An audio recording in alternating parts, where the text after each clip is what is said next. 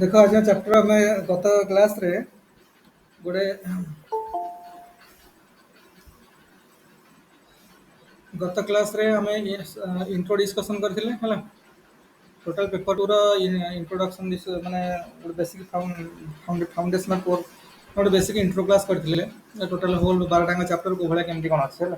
ଆଜି ଆମେ chapter 1ରୁ start କରିବା। ଦେଖ ଚାପ୍ଟର 1ରେ ଆମର ସବୁ ଦେଖ ଯେଉଁମାନଙ୍କ ପାଖରେ ଏଥର ଯେଉଁମାନେ ନୂଆ ଜଏନ୍ କରିଛ ମୁଁ କମ୍ପାଇଲେସନ୍ଟା ପଠାଇଦେବି। 12ଟାଙ୍କ ଚାପ୍ଟରରେ ଚାପ୍ଟର ୱାଇଜ୍ କ'ଣ କ'ଣ କ୍ୱେଶ୍ଚିନ୍ ପଡ଼ିଥିଲା କମ୍ପାଇଲେସନ୍ ହେଇଥିଲା। ତ ସେଇ କମ୍ପାଇଲେସନ୍ଟା ମୁଁ ପଠାଇଦେବି। କେବଳ ଏଇ କମ୍ପାଇଲେସନ୍ ଏଇ ବର୍ଷ ଚାପ୍ଟର ମୁଁ ଲେଖିନି। ଏଇ ବର୍ଷ ଯେଉଁ କ୍ୱେଶ୍ଚିନ୍ଟା ସବୁ ପଡ଼ିଥିଲା ଏଇ ବର୍ଷ କ୍ୱେଶ୍ଚିନ୍ଟା କ'ଣ ଗଲା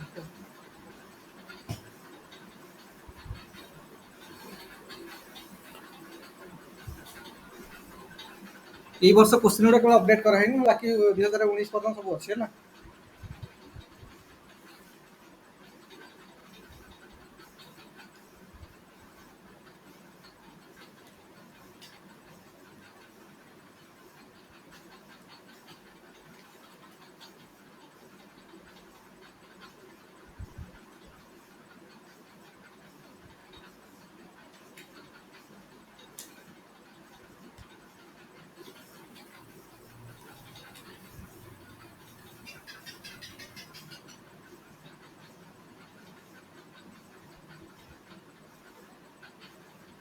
ଏଇ ବର୍ଷ କ୍ୱେଶ୍ଚିନ୍ କ'ଣ ଗଲା କି?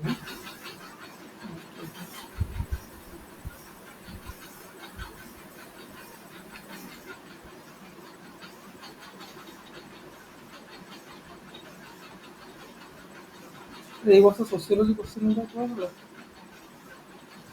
ସେ ରହିଯାଉଛି।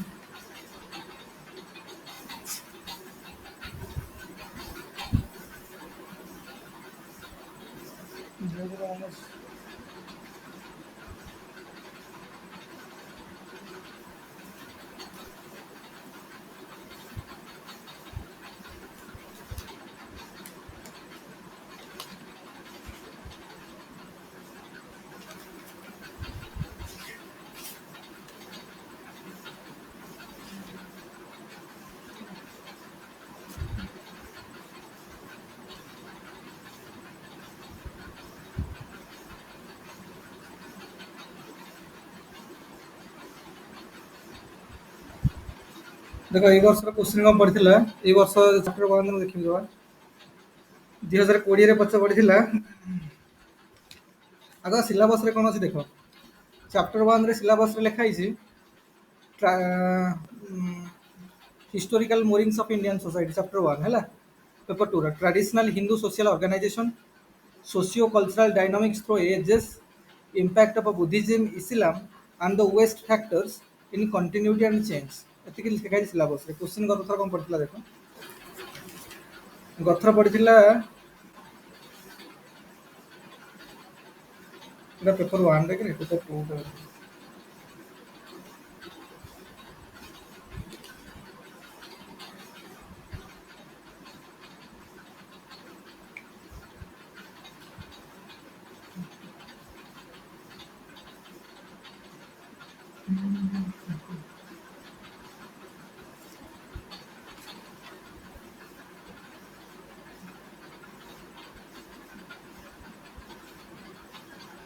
Impact of Buddhism in India गोटे मात्र 20 मार्क क्वेश्चन पड़ता that is impact of Buddhism in India. मुझे सब कहूँ Buddhism most of the time आसूसी।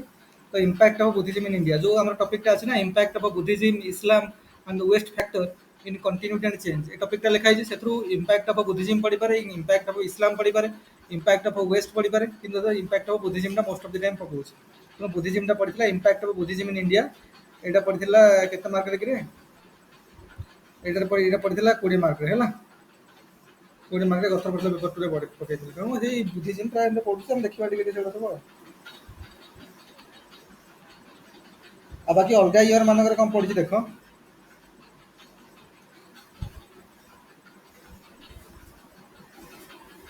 अलग सब इयर मान कौन पड़ी देख 2016 पड़ी देख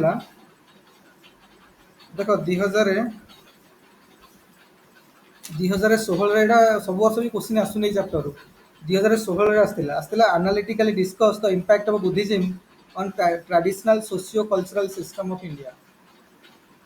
एटा पड़ता 2016 से ही बुद्धिज्म इम्पैक्ट ତାପରେ ପଡ଼ିଥିଲା 2011ରେ ପଡ଼ିଥିଲା how how social reform movements in colonial India contributed to the modernisation of Indian society. ଏଇଟା ଆକ୍ଚୁଆଲି କ'ଣ ନା ଗୋଟେ ଆମେ ଯେଉଁ ପଢ଼ିବା ଡିସ୍କସନ୍ କରିବା ସେଇ ସମୟରେ ଗୋଟେ ଟାଇପ୍ର କୋର୍ସ ପକେଇ ଦେଇଛି ହେଲା। ମାନେ ତାମାନେ ଯେଉଁ ୱେଷ୍ଟ ଫ୍ୟାକ୍ଟରଟା କେତେ ହେଲା କଲୋନାଇଜେସନ୍ ହେବା ସମୟରେ କେମିତି ମାନେ ଯେଉଁ ସୋସିଆଲ ରିଫର୍ମ ମୁଭମେଣ୍ଟ ହେଇଥିଲା ଗୁଡ଼ାଏ ସୋସିଆଲ ରିଫର୍ମ ମୁଭମେଣ୍ଟ ହେଇଥିଲା। ତ ସେଇ ସମୟରେ ତାର କେତେ କଣ୍ଟ୍ରିବ୍ୟୁସନ୍ ରହିଛି ଇଣ୍ଡିଆନ୍ ସୋସାଇଟିକୁ ମଡର୍ଣ୍ଣାଇଜ୍ କରିବାରେ। ଗୋଟେ ସୋସିଆଲ ରାଜା ରାମନଠୁ ଆରମ୍ଭ କରିକି ଗୁଡ଼ାଏ ସୋସିଆଲ ରିଫର୍ମ ମୁଭମେଣ୍ଟ ହେଇଥିଲା। ତ ତାର କେମିତି ଇମ୍ପାକ୍ଟ ରହିଛି କିନ୍ତୁ ସୋସିଆଲ ଆମେ ଯେଉଁ ଟପିକ୍ଟା ଆମର ଲେଖା ହେଇଛି ଟପିକ୍ ଗୋଟେ ଆମର ଲେଖା ହେଇଛି ଯେ socio cultural dynamics through ages. ସେଇଥିରେ ଆମେ ପୁରା ଷ୍ଟାର୍ଟିଂରୁ ମାନେ ବେଦିକ କଲଚରଠୁ ଆରମ୍ଭ କରିକି ବେଦିକ ସୋସାଇଟିରୁ ମାନେ ବେଦିକ ସଭ୍ୟତାଠୁ ଆରମ୍ଭ କରିକି ଆମେ ଅପ୍ ଟୁ ନ୍ୟାସନାଲ ମୁଭମେଣ୍ଟ ପର୍ଯ୍ୟନ୍ତ ପଢ଼ିବା ମଡର୍ଣ୍ଣ ଇଣ୍ଡିଆ ପର୍ଯ୍ୟନ୍ତ।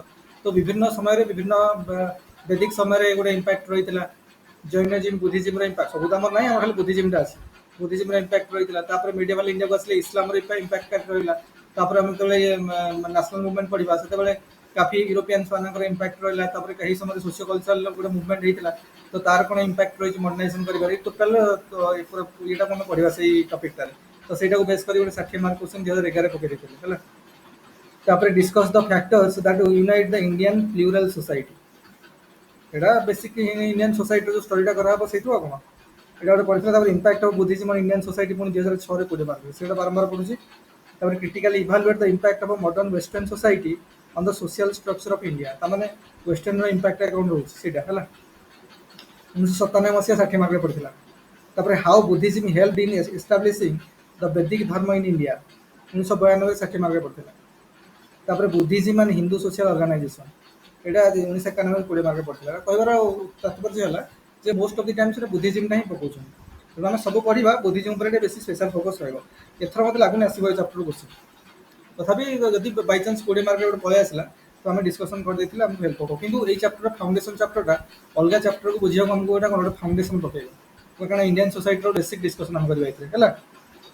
ଏମିତି ସବୁ ଓଭର ଦ ଇୟର୍ସ କ୍ୱେଶ୍ଚନ୍ ଏଇଭଳିଆ ପଡ଼ିଛି। ଟପିକ୍ ଏହା ଲେଖା ହେଇଛି। ବର୍ତ୍ତମାନ ଆମେ ଷ୍ଟାର୍ଟ କରିବା। ତା ପାଇଁ ମୁଁ କହିଲି ବେଷ୍ଟ ବୁକ୍ ହେଲା ପଢ଼ିବା ପାଇଁ ବେଷ୍ଟ ବୁକ୍ ହେଲା ରାମାନୁଜ ସାରଙ୍କର ବହି ଯେଉଁଠି ଲେଖା ହେଇଛି ସେମ୍ ନେମ୍ରେ ଅଛି historical movings of Indian society Ramanuja society in India ହେଲା। ସେଇ ବହିଟାରୁ ସେଇ ଚାପ୍ଟରଟା ଭଲ ଭାବରେ ପଢ଼ିବ। ଚାପ୍ଟର 1 ପାଇଁ ଇଭିନ୍ ବି ଏଇ ଚାପ୍ଟରଟା ପଢ଼ି ସାରିଲା ପରେ ଆମକୁ ସବୁଥିପାଇଁ ଗୋଟେ ବେସିକ୍ ଫାଉଣ୍ଡେସନ୍ ମିଳିଯିବ ଇଣ୍ଡିଆନ୍ ସୋସାଇଟିର। ତାପରେ ଆମେ ନେକ୍ସଟ ଚାପ୍ଟର ସବୁ ପଢ଼ି ପଢ଼ି ଚାଲିବା। ତେଣୁ ଆକୁ ଇଣ୍ଡିଆନ୍ ଯେଉଁ ରାମାନୁଜ ସାରଙ୍କର ବହି ଅଛି ପ୍ରଥମ କିଛି ଦେଖ ଏମିତି କିଛି ରେଡିମେଡ୍ ଫର୍ମାଟ୍ରେ ନୋଟ୍ ଦରକାର ନାହିଁ। ସେଇ ବହିଟା ପଢ଼ିଲେ ହିଁ ନୋଟ୍ ଭଳିଆ। ତେଣୁ ସେଇ ବହିକୁ ପୁରା ଆମକୁ ଚାପ୍ଟର 1ଟା ପଢ଼ିବାର ଅଛି ରାମାନୁଜ ସାରଙ୍କ ବହିରୁ ହେଲା।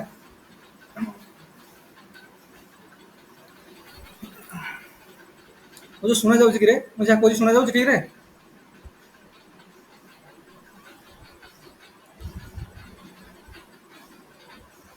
ମୁଁ ଅଡିବୁଲ୍ ହେଉଛି ନା ହେଉନି? ଓକେ ଓକେ ସେ ଫ୍ୟାନ୍ଟା ଲାଗିଛି ତ ଟିକେ ନହେଲେ ବହୁତ ମାନେ ଗରମ ହେଉଛି ନହେଲେ। ଦେଖ ଏଇଟା ଆମେ ପଢ଼ିବା ଚାପ୍ଟର 1 ରାମାନୁଜ ସାରଙ୍କ ଚାପ୍ଟରରୁ ହେଲା। କିଏ କେଉଁଠୁ ପଢ଼ୁଛୁ ଆମର କିଛି କହିବାର ନାହିଁ କିନ୍ତୁ ମୋତେ ସବୁଠୁ ବେଷ୍ଟ ଲାଗିଲା ରାମାନୁଜ ସାରଙ୍କ ବହି ହେଲା। ତେଣୁ ଏଇଟା ସେଇଥିରୁ ଆମକୁ ପଢ଼ିବାକୁ ପଡ଼ିବ ଚାପ୍ଟର 1ଟା ଆଉ ପେପର୍ 2ର। ଆଚ୍ଛା ହଉ ଦେଖ ଆମେ ପଢ଼ିବା ବର୍ତ୍ତମାନ ଆମର ଯେଉଁ ପ୍ରଥମ ଚାପ୍ଟର ଅଛି କ'ଣ ଆମର ଯେଉଁ ଟପିକ୍ 1ଟା ଅଛି ଟ୍ରାଡିସନାଲ ହିନ୍ଦୁ ସୋସିଆଲ ଅର୍ଗାନାଇଜେସନ୍।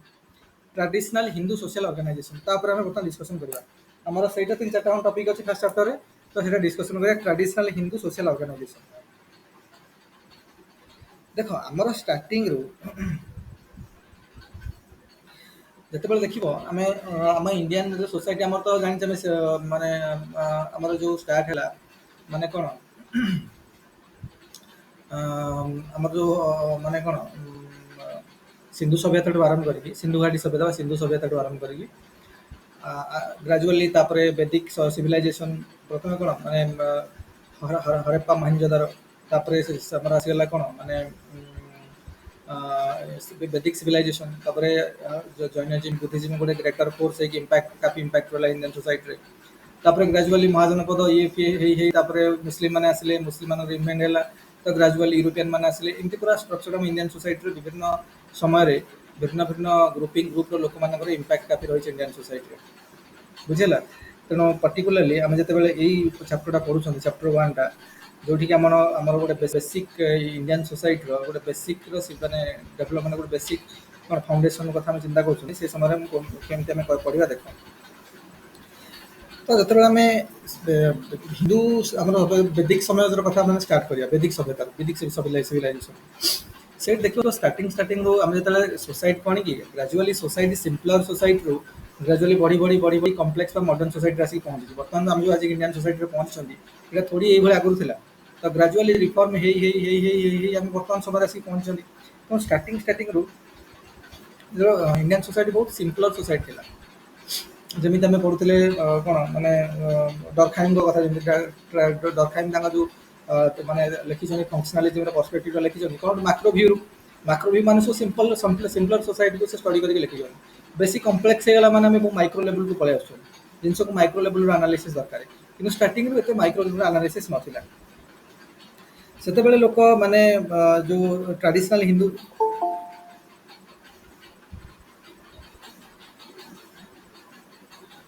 ହେଲା, ଯେତେବେଳେ ଟ୍ରାଡିସନାଲ ହିନ୍ଦୁ ସୋସାଇଟି ଥିଲା ଆମର ସେତେବେଳେ ଦେଖିବ ଯେ କ'ଣ ଥିଲା, ଲୋକମାନେ ବେଶୀ ଦେଖିବ ଏଇ ସମୟରେ କାଫି ଲୋକଙ୍କର ବହୁତ ମାନେ ମ୍ୟାଜିକ୍ ଉପରେ, ବ୍ଲାଇଣ୍ଡ ବିଲିଭ୍ ଉପରେ, ସୁପର ନ୍ୟାଚୁରାଲ ହାପନିଙ୍ଗସ୍ ଉପରେ ଲୋକଙ୍କର କାଫି ବେକ୍ ଥିଲା। ମୁଁ କହିବାର ଉଦ୍ଦେଶ୍ୟ ହେଲା, ତ ଗ୍ରାଜୁଆଲି ଯେତେବେଳେ ଆମେ ସୋସିଆଲାଇଜେସନ ପ୍ରୋସେସ୍ ଆମର ଫ୍ୟାମିଲିରୁ ଷ୍ଟାର୍ଟ ହେଉଛି, ତ ଯେତେ ଏଜୁକେସନ ପେନିଟ୍ରେସନ୍ କରୁଛି, ଯେତେ modern science and technology penetration କରୁଛି, ଯେତେ ସୋସାଇଟି କମ୍ପ୍ଲେକ୍ସ ହେଉଛି, ସେତେବେଳେ ଲୋକଙ୍କର ପ୍ରାଗ୍ମାଟିକ୍ ଥଟ୍ ପ୍ରୋସେସଟା ବଢ଼ୁଛି, ଲଜିକାଲ ଆନାଲିସିସ୍ ବଢ଼ୁଛି। ଲୋକ କୌଣସି ଜିନିଷକୁ କୌଣସି ଜିନିଷକୁ ବ୍ଲାଇଣ୍ଡଲି ବିଲିଭ୍ କରୁନାହାନ୍ତି। ମାନେ କୌଣସି ଜିନିଷକୁ ଆମେ ଥୋଡ଼ି ବ୍ଲାଇଣ୍ଡ, ବର୍ତ୍ତମାନ ଯେ ଆମକୁ ଜଣେ କହିଦେବ ଗୋଟେ ଭୂତ ଅଛି, ଆମେ ଥୋଡ଼ି ବିଶ୍ୱାସ କରିଯିବା। କିନ୍ତୁ ଏଇଟାକୁ ଯଦି ଆମେ ବର୍ତ୍ତମାନ 1000 ବର୍ଷ ତଳକୁ ଯାଇକି ଜିନିଷ ଆନାଲିସିସ୍ କରିବା, କି 2000 ବର୍ଷ ତଳକୁ ଯାଇକି ଜିନିଷକୁ ଆନାଲିସିସ୍ କରିବା, ଲୋକ ବହୁତ ଇଜିଲି ବିଶ୍ୱାସ କରିବେ। ଏବେ ବି ତ ଲୋକ ବିଶ୍ୱାସ କରୁଛନ୍ତି। ଟ୍ରାଇବାଲ ସୋସାଇଟିରେ କି ବହୁତ ରୁରାଲ ଏରିଆକୁ ଯାଇକି ଲୋକମାନଙ୍କୁ କହିବ, ଲୋକ ଫଟକିନା ବିଶ୍ୱାସ କରିବେ। କିମ୍ବା ତାଙ୍କର କ'ଣ କି ତାଙ୍କର ଜିନିଷ ଏତେ କମ୍ପ୍ଲେକ୍ସ ହେଇନି, ମାଇଣ୍ଡ ଏତେ କମ୍ପ୍ଲେକ୍ସ ହେଇନି, ଭେରି ସିମ୍ପଲର ଥଟ୍ ପ୍ରୋସେସ୍, ସିମ୍ପଲର ଜିନିଷ। ଆଉ ବହୁତ ସିମ୍ପଲ ଲୋକ ସେମାନେ, ଯାହା କହିବ ହଠାତ୍ ବିଲିଭ୍ କରିଯିବେ, ଏତେ କମ୍ପ୍ଲେକ୍ସ ମାଇଣ୍ଡ ସେଟ୍ ଆସିନି। ତେଣୁ ସେତେବେଳେ ଲୋକଙ୍କର ବେଶୀ ଧାରଣା ଥିଲା ସବୁ ମ୍ୟାଜିକ୍ ଉପରେ, ସୁପର ନ୍ୟାଚୁରାଲ ହାପନିଙ୍ଗସ୍ ଉପରେ, ବୁଝୁଛ ନା ନାହିଁ? କାରଣ ପ୍ରାଗ୍ମାଟିଜିମ୍ ଏତେ ନଥିଲା, ଲଜିକାଲ ଆନାଲିସିସ୍ ଏତେ ନଥିଲା, ଏପିଷ୍ଟମୋଲୋଜିର ଡେଭଲପମେଣ୍ଟ ଏତେ କ'ଣ କମ୍ପ୍ଲେକ୍ସ ହେଇନଥିଲା, ସିମ୍ପଲର ସୋସାଇଟି ଥିଲା। ତାମାନେ କହିବାର ଉଦ୍ଦେଶ୍ୟ ହେଲା। ତାପରେ ସେତେବେଳେ କ'ଣ ଥିଲା, ଲୋକମାନେ ବେଶୀ ଯେଉଁ ଲୋକମାନଙ୍କର ଯେଉଁ ମାନେ ଯେମିତି ଡରଖାଇମ୍ କହିଲେ ଯେ ଇମାଇଲ ଡରଖାଇମଙ୍କର ଆମର ଦେଖିବ ଯେଉଁ ପର୍ସପେକ୍ଟିଭ ହେଲା ଯେ କ'ଣ ନା ସୋସାଇଟିକୁ ଫଙ୍କସନାଲ ହେବାର ଅଛି, ସେଥିପାଇଁ ସବୁ ଜିନିଷ ହେଉଛି। ସୋସାଇଟିରେ ମ୍ୟାରେଜେସ୍ ହେଉଛି, ସୋସାଇଟିରେ ଏଜୁକେସନ୍ ହେଉଛି, ସୋସାଇଟିରେ ବିଭିନ୍ନ ରିଲିଜନ୍ ଆମେ ଫଲୋ କରୁଛନ୍ତି, କି ସୋସାଇଟିରେ ଯାହା ବି କିଛି ହେଉଛି, all those things are happening because society needs to be functional. ସୋସାଇଟିକୁ ଫଙ୍କସନାଲ ହେବାର ଅଛି, କିନ୍ତୁ ସୋସାଇଟିର ନର୍ମସକୁ, ଭାଲ୍ୟୁଜକୁ ଆମକୁ ମାନିବାକୁ ପଡ଼ିବ, ଆଉ ଆମର ବିହେଭିୟରରେ ସେଗୁଡ଼ା ରିଫ୍ଲେକ୍ଟ କରିବାକୁ ପଡ଼ିବ। ଏଇଟା ହେଲା ଫଙ୍କସନାଲ ପର୍ସପେକ୍ଟିଭର ଦୃଷ୍ଟିକୋଣ ହେଲା। ତେଣୁ ସେଇ ଦୃଷ୍ଟିରୁ ଯଦି ଆମେ ଚିନ୍ତା କରିବା ଯେ ଯେଉଁ ଲୋକମାନଙ୍କର ସେତେବେଳେ ଯାହା ଥିଲା, ମାନେ ଲୋକମାନଙ୍କ ପାଇଁ ରିଲିଜନଟା ସେତେବେଳେ ଗୋଟେ ମ୍ୟାଜିକ୍ ଟାଇପ୍ର ଥିଲା। ଲୋକମାନେ ସବୁ ଜିନିଷକୁ ବ୍ଲାଇଣ୍ଡଲି ବିଲିଭ୍ କରିଯାଉଥିଲେ, ବହୁତ ସିମ୍ପଲର ମାଇଣ୍ଡ ସେଟ୍ର ଲୋକ ଥିଲେ। ତ ଗ୍ରାଜୁଆଲି କ'ଣ ହେଲା, ଲୋକମାନଙ୍କର ଯେଉଁ ଥିଲା ମାନେ କ'ଣ, ସେମାନେ ବେଶୀ ତାଙ୍କର ଯେଉଁ ଭ୍ୟାଲ୍ୟୁଜକୁ ବା ସୋସାଇଟିର ଭ୍ୟାଲ୍ୟୁଜକୁ, ନର୍ମକୁ କାଫି ଫୋକସ୍ କରୁଥିଲେ। ଆଉ ବେଶୀ ସେମାନଙ୍କର ବିଲିଭ୍ କେଉଁଥିରେ ଥିଲା, ରିଚୁଆଲ୍ସରେ ସବୁ ବିଭିନ୍ନ ମାନେ ଯାଗ ଯଜ୍ଞ କରିବା, ବିଭିନ୍ନ ମାନେ ଦେଖିବ ଆମର ବେଦିକ କଲଚରଟା ପୁରା ଆମର ସବୁ ଚାଣ୍ଟ ମନ୍ତ୍ର ଉଚ୍ଚାରଣ, ଏବେ ବି ତ ଆମର ତାର ଇମ୍ପାକ୍ଟ ଆଜି ପର୍ଯ୍ୟନ୍ତ ବି ଅଛି। ଆମେ ଆଜି ବିଭିନ୍ନ ରିଲିଜିୟସ୍ ଫେଷ୍ଟିଭାଲରେ କି କୌଣସି ଗୋଟେ ମାନେ ଧର୍ମ କାମ କଲାବେଳକୁ, କିମ୍ବା କୌଣସି ଗୋଟେ ଅନୁଷ୍ଠାନ କଲାବେଳକୁ ରିଲିଜିୟସ୍ର ମନ୍ତ୍ର ଚାଣ୍ଟିଂ, ଏଗୁଡ଼ା ସବୁ ରିଚୁଆଲ୍ସ, ପୂଜା ଯଜ୍ଞ ପର୍ବ, ଏଗୁଡ଼ା ସବୁ ଆମେ କରୁଛନ୍ତି, ଆଜି ବି ଚାଲିଛି। ସେଇ ଦିନରୁ ଏଟା ଚାଲି ଅଛି। ଆଉ ସେତେବେଳେ ଏଟା ବହୁତ ଭିଗରସ୍ ଫର୍ମାଟ୍ରେ ଥିଲା। ଆଜି ହୁଏତ ତାର ମାନେ ମଳିନ ପଡ଼ିଗଲାଣି, ତାର ଗ୍ଲେଜ୍ ଆଉ ଏତେ ନାହିଁ, କିନ୍ତୁ ଏଇ ଜିନିଷ ସେଇରୁ ଷ୍ଟାର୍ଟ ହେଇଛି। ଆମେ ମାନେ ଏଇଟା ଆମେ ଡିସ୍କସନ୍ କରୁଛୁ ହିନ୍ଦୁ ସୋସିଆଲ ଅର୍ଗାନାଇଜେସନ ବା ହିନ୍ଦୁ ସୋସାଇଟି କେଉଁ ଭଳିଆ ଥିଲା ଷ୍ଟାର୍ଟିଂରୁ ହେଲା। ତ ସେତେବେଳେ ଲୋକ କ'ଣ କରୁଥିଲେ ନା, ବେଶୀ ରିଚୁଆଲ୍ସ ଉପରେ, ସାକ୍ରିଫାଇସ୍ କରିବା, ହୋଲି ଫିଷ୍ଟ କରିବା, ଲୋକମାନଙ୍କୁ ଭୋଜନ ଦେବା, ବ୍ରାହ୍ମଣ ଭୋଜନ ଦେବା, ଏଇ ଟାଇପ୍ର ଆକ୍ଟିଭିଟିସ୍ ଲୋକମାନଙ୍କର ସେତେବେଳେ ବି ଥିଲା। ଆଉ ସେଇଟା ଆଜି ପର୍ଯ୍ୟନ୍ତ ବି ଆସ୍ତେ ଆସ୍ତେ କଣ୍ଟିନ୍ୟୁ କରୁଛି। ଆଉ ଯଦି ଆମେ ବ୍ରଡଲି କହିବା ଯେ ସୋସାଇଟିର କ'ଣ କ'ଣ ଥିଲା, ନା ସେଇ ସମୟରେ ତ ସୋସାଇଟିର ବେଶୀ ଯେଉଁଟା ଥିଲା ଆସ୍କ୍ରାଇବ୍ଡ ଇନ୍ ନେଚର ଥିଲା। ସୋସାଇଟି ଆସ୍କ୍ରାଇବ୍ଡ ଇନ୍ ନେଚର ମାନେ ସବୁ ଜିନିଷ ବାର୍ଥ ଅନୁସାରେ ଡିଟରମିନ୍ ଥିଲା। ସୋସାଇଟିରେ ହିନ୍ଦୁ ସୋସିଆଲ ଅର୍ଗାନାଇଜେସନ ଦେଖିବା ଯଦି, ସେତେବେଳେ ସବୁ ଜିନିଷ ଆମର ବାର୍ଥ ଅନୁସାରେ ଡିସ୍କସନ୍ ମାନେ ଡିସାଇଡ୍ ହେଉଥିଲା। ତମେ ଯଦି ବ୍ରାହ୍ମଣ କୁଳରେ ଜନ୍ମ ହେଇଛ, ତମର କିଛି କଣ୍ଟ୍ରିବ୍ୟୁସନ୍ ନାହିଁ, ତମର ଖାଲି କଣ୍ଟ୍ରିବ୍ୟୁସନ୍ ହେଉଛି ତମେ ସେଇଠି ଜନ୍ମ ହେଇଯାଇଛ। ତମ ଯଦି ବ୍ରାହ୍ମଣ ଘରେ ଜନ୍ମ ହେଇଛ, ତ ତମର କାମ କ'ଣ ଡିଟରମିନ୍, ସେଇଥିରେ ତ ଫ୍ୟୁଚର କୋର୍ସ ଅଫ୍ ଆକ୍ସନ୍ ତମର ହେଇଯିବ। ଲୋକମାନଙ୍କର ବିଶ୍ୱାସ ଥିଲା ଯେ ଆମେ ଯେହେତୁ ପରଜନ୍ମରେ ବିଶ୍ୱାସ କରୁଥିଲେ ପୁନର୍ଜନ୍ମ ପରଜନ୍ମ ଏଗୁଡ଼ା ବେସିକ୍ ହିନ୍ଦୁ ଧର୍ମର ଟେନେଟ୍ସ ଆମେ ତାପରେ ପଢ଼ିବା ଏଗୁଡ଼ା ସବୁ ଅଛି ରିବର୍ଥ। ଆମେ ଯେ କହୁଛୁ ଯେ ଆମର ବହୁତ ପୂର୍ବଜନ୍ମରେ ବୋଧେ ବହୁତ ଭଲ କର୍ମ ଥିଲା ସେଥିପାଇଁ ଆମେ ଆଜି ବ୍ରାହ୍ମଣ କୁଳରେ ଜନ୍ମ ହେଇଛେ। ପୂର୍ବଜନ୍ମରେ ଆମେ ବହୁତ ଗୁଡ଼ିଏ ପାପ କରିଦେଇଥିଲେ ସେଥିପାଇଁ ଆଜି ମୁଁ ଶୂଦ୍ର ଘରେ ଜନ୍ମ ହେଇଛନ୍ତି। ବୁଝୁଛୁ ନା ନାଇଁ ଏଇଟା ଯଦି ଏଇ ଜନ୍ମରେ ଯଦି ଆମେ ଭଲ କାମ କରିବା ପୁଣି ଆମେ ଆର ଜନ୍ମରେ ପୁଣି ଗୋଟେ ଭଲ ସୋସିଆଲ ଗ୍ରୁପରେ ଜନ୍ମ ହେବା। ସୋସିଆଲ ଗ୍ରୁପ ମାନେ ଆଇଦର ବ୍ରାହ୍ମଣୀ ଗ୍ରୁପରେ ଜନ୍ମ ହେବା କି କ୍ଷତ୍ରିୟ କୂଳରେ ଜନ୍ମ ହେବା ଯଦି ଆମର ବର୍ତ୍ତମାନର ଭଲ କର୍ମ ରହିବ। ଏଇ ଟାଇପ୍ର ପ୍ରୋସେସଟା ହିନ୍ଦୁ ଧର୍ମରେ ଥିଲା ଏବେ ବି ଲୋକ ଟୁ ସମ୍ ଏକ୍ସଟେଣ୍ଟ ବି ବିଲିଭ୍ କରୁଛନ୍ତି ହେଲା। ତେଣୁ ଏଇଟା ହିନ୍ଦୁ ଧର୍ମର ବେସିକ୍ ଏଇ ଜିନିଷ ଗୁଡ଼ାକ ସେମାନେ ଭାବୁଥିଲେ। ତେଣୁ ଯାହା ଥିଲା ଆସ୍କ୍ରାଇବ୍ଡ ଥିଲା। ଯେତେବେଳେ ଆମେ ଏଠି ଆସ୍କ୍ରାଇବ୍ଡ କହୁଛନ୍ତି ମାନେ ଏଇଠି ଆମେ ୟୁଜ୍ କରିପାରିବା ରାଲ୍ଫ ଲିଣ୍ଟନ। ରାଲ୍ଫ ଲିଣ୍ଟନଙ୍କର ଯେଉଁ ଥିସିସ୍ ଥିଲା ଆସ୍କ୍ରାଇବ୍ଡ ଆଉ ଆଚିଭମେଣ୍ଟ। ସେ କହୁଥିଲେ ଟ୍ରାଡିସନାଲ ସୋସାଇଟି ମାନେ ଆସ୍କ୍ରାଇବ୍ଡ ଇନ୍ ନେଚର, ଆଚିଭମେଣ୍ଟ ମାନେ ମଡର୍ଣ୍ଣ ସୋସାଇଟି। ମାନେ କହିବାର ଉଦ୍ଦେଶ୍ୟ ହେଲା ଯେ ଏଇଠି ଆମକୁ ସବୁ ଜିନିଷ ବାଇ ବାର୍ଥ ଡିସାଇଡ୍ ହେଇଯାଉଥିଲା। ତମେ କୋଉ କୂଳରେ ଜନ୍ମ ହେଇଛ କୋଉ ଘରେ ଜନ୍ମ ହେଇଛ ତା ମାନେ କହିବାର ଉଦ୍ଦେଶ୍ୟ ହେଲା କୋଉ ସୋସିଆଲ ଗ୍ରୁପକୁ ତମର ବିଲଙ୍ଗ କରୁଛ। ତମ ଜନ୍ମରୁ ତମେ କୋଉ ସୋସିଆଲ ଗ୍ରୁପକୁ ବିଲଙ୍ଗ କରୁଛ ସେଇଟା ତମର ବାଇ ବାର୍ଥ ସେଟା ଡିସାଇଡ୍ ହେଇଯାଉଥିଲା। ତମ କାମ ବା ତମ ଆଚିଭମେଣ୍ଟର କୌଣସି ଭ୍ୟାଲ୍ୟୁ ନାହିଁ। ପ୍ରଥମ କଥା ହେଲା ସେଇଟା। ଏଇଟା ଆମର ଗୋଟେ ହିନ୍ଦୁ ଧର୍ମର ଏଇଟା ଗୋଟେ ଥିଲା। ଆଉ ଏଠି ସୋସିଆଲ ମୋବିଲିଟି ପ୍ରାୟ ନଥିଲା କହିଲେ ଚଳେ। ତମେ ଯଦି ଜନ୍ମ ହେଇଯାଇଛ କ୍ଷତ୍ରିୟ କୂଳରେ ତମେ ଯୁଦ୍ଧ ବିଦ୍ୟା ସବୁ କରିବ। ତମ ପାଇଁ ବେପାର ବାଣିଜ୍ୟ କରିବା, ମନ୍ତ୍ର ଉଚ୍ଚାରଣ କରିବା, ଲୋକମାନଙ୍କର ସେବା କରିବା, ଦୋଜ ଥିଙ୍ଗସ୍ ଆର୍ ରେଷ୍ଟ୍ରିକ୍ଟେଡ୍। କି ଜଣେ ଯଦି ଶୂଦ୍ର କୂଳରେ ଜନ୍ମ ହେଇଯାଇଛି ସେ ଲୋକଙ୍କର ସେବା କରିବ। ସେଠି ଯଦି ଜଣେ ଚାହୁଁଛି ବି ମୁଁ ଅସ୍ତ୍ର ଚାଳନା କରିବି କି ଯୁଦ୍ଧ କ୍ଷେତ୍ରରେ ମାନେ ଏଇ ଜିନିଷଟା ନାହିଁ ସେତେବେଳେ ତ ଥିଲା। ମାନେ ମୁଁ ଚାହୁଁଛି କ୍ଷତ୍ରିୟ ଭଳିଆ ଯୁଦ୍ଧ କରିବା ପାଇଁ ଚାହୁଁଛି କି ବ୍ରାହ୍ମଣ ଭଳିଆ ମୁଁ ବି ପୂଜା ଅର୍ଚ୍ଚନା କରିବା ପାଇଁ ଚାହୁଁଛି କି କୌଣସି ଅଲଗା କାମ କରିବା ପାଇଁ ଚାହୁଁଛି ତାଟା ପରମିସନ ମିଳୁନଥିଲା ସୋସାଇଟିରୁ। ଶୂଦ୍ର ଘରର ପିଲାଟା ଇଏ କଣ କାମ କରୁଛି ତା ମାନେ ଜନ୍ମରୁ ହିଁ ତମର କାମ ଗୁଡ଼ା ଡିସାଇଡ୍ ହେଇଯାଉଥିଲା। ସୋସିଆଲ ମୋବିଲିଟି ମାନେ କ'ଣ ମନେକର ଆମେ ଆଜି ଗରିବ ଘରେ ଜନ୍ମ ହେଇଛନ୍ତି କାଲି ଆମେ ଆଚିଭମେଣ୍ଟ ମାଧ୍ୟମରେ ପାଠ ପଢ଼ିକି ବି କୌଣସି ଜ୍ଞାନ କୌଶଳ ୟୁଜ୍ କରିକି ୱି ଗଟ୍ ସମଥିଙ୍ଗ ତ ଆମେ ଗୋଟେ ହାୟର ପୋଜିସନକୁ ଯାଇପାରିବା। ବୁଝିପାରୁଛ ମନେକର ପାଣ୍ଡିଆ ଫାଣ୍ଡିଆ ସବୁ ଏଇଟା କୋଉ କୂଳରେ ଜନ୍ମ ଏଗୁଡ଼ାକର ମାନେ ଲୋଅର କ୍ଲାସ୍ ଲୋଅର କାଟାଗୋରୀର କିନ୍ତୁ ଥ୍ରୋ କ୍ରିକେଟରେ ଏତେ ସେମାନେ ଭଲ ଖେଳିକି ଆଜି କୋଉ ପୋଜିସନରେ ପହଞ୍ଚିଗଲେଣି। ଆଉ ଏଇଟା ମଡର୍ଣ୍ଣ ସୋସାଇଟି ବୋଲି ପସିବଲ ହେଇଛି। ଯଦି ଏଇଟା ମାନେ 2000 ବର୍ଷ ବେଳକୁ ଯାଇଥାନ୍ତେ ଲୋକ କହିଥାନ୍ତା ହାଡି ପିଲାଟା ଇଏ କଣ କ୍ରିକେଟ ଖେଳିବ ଏଇଟା କଣ ଦେଖୁଛୁ ତା କ୍ରିକେଟ ଆମେ କଣ ଦେଖିବା। ଲୋକ ଏଇ ଟାଇପ୍ର ମାଇଣ୍ଡ ସେଟ୍ରେ କୁହନ୍ତି ନା। କିନ୍ତୁ ବର୍ତ୍ତମାନ ସେଇଟା ନାହିଁ ତାମାନେ ସୋସିଆଲ ମୋବିଲିଟି ବର୍ତ୍ତମାନ ପସିବଲ। ବୁଝିପାରୁଛ ନା ନାଇଁ।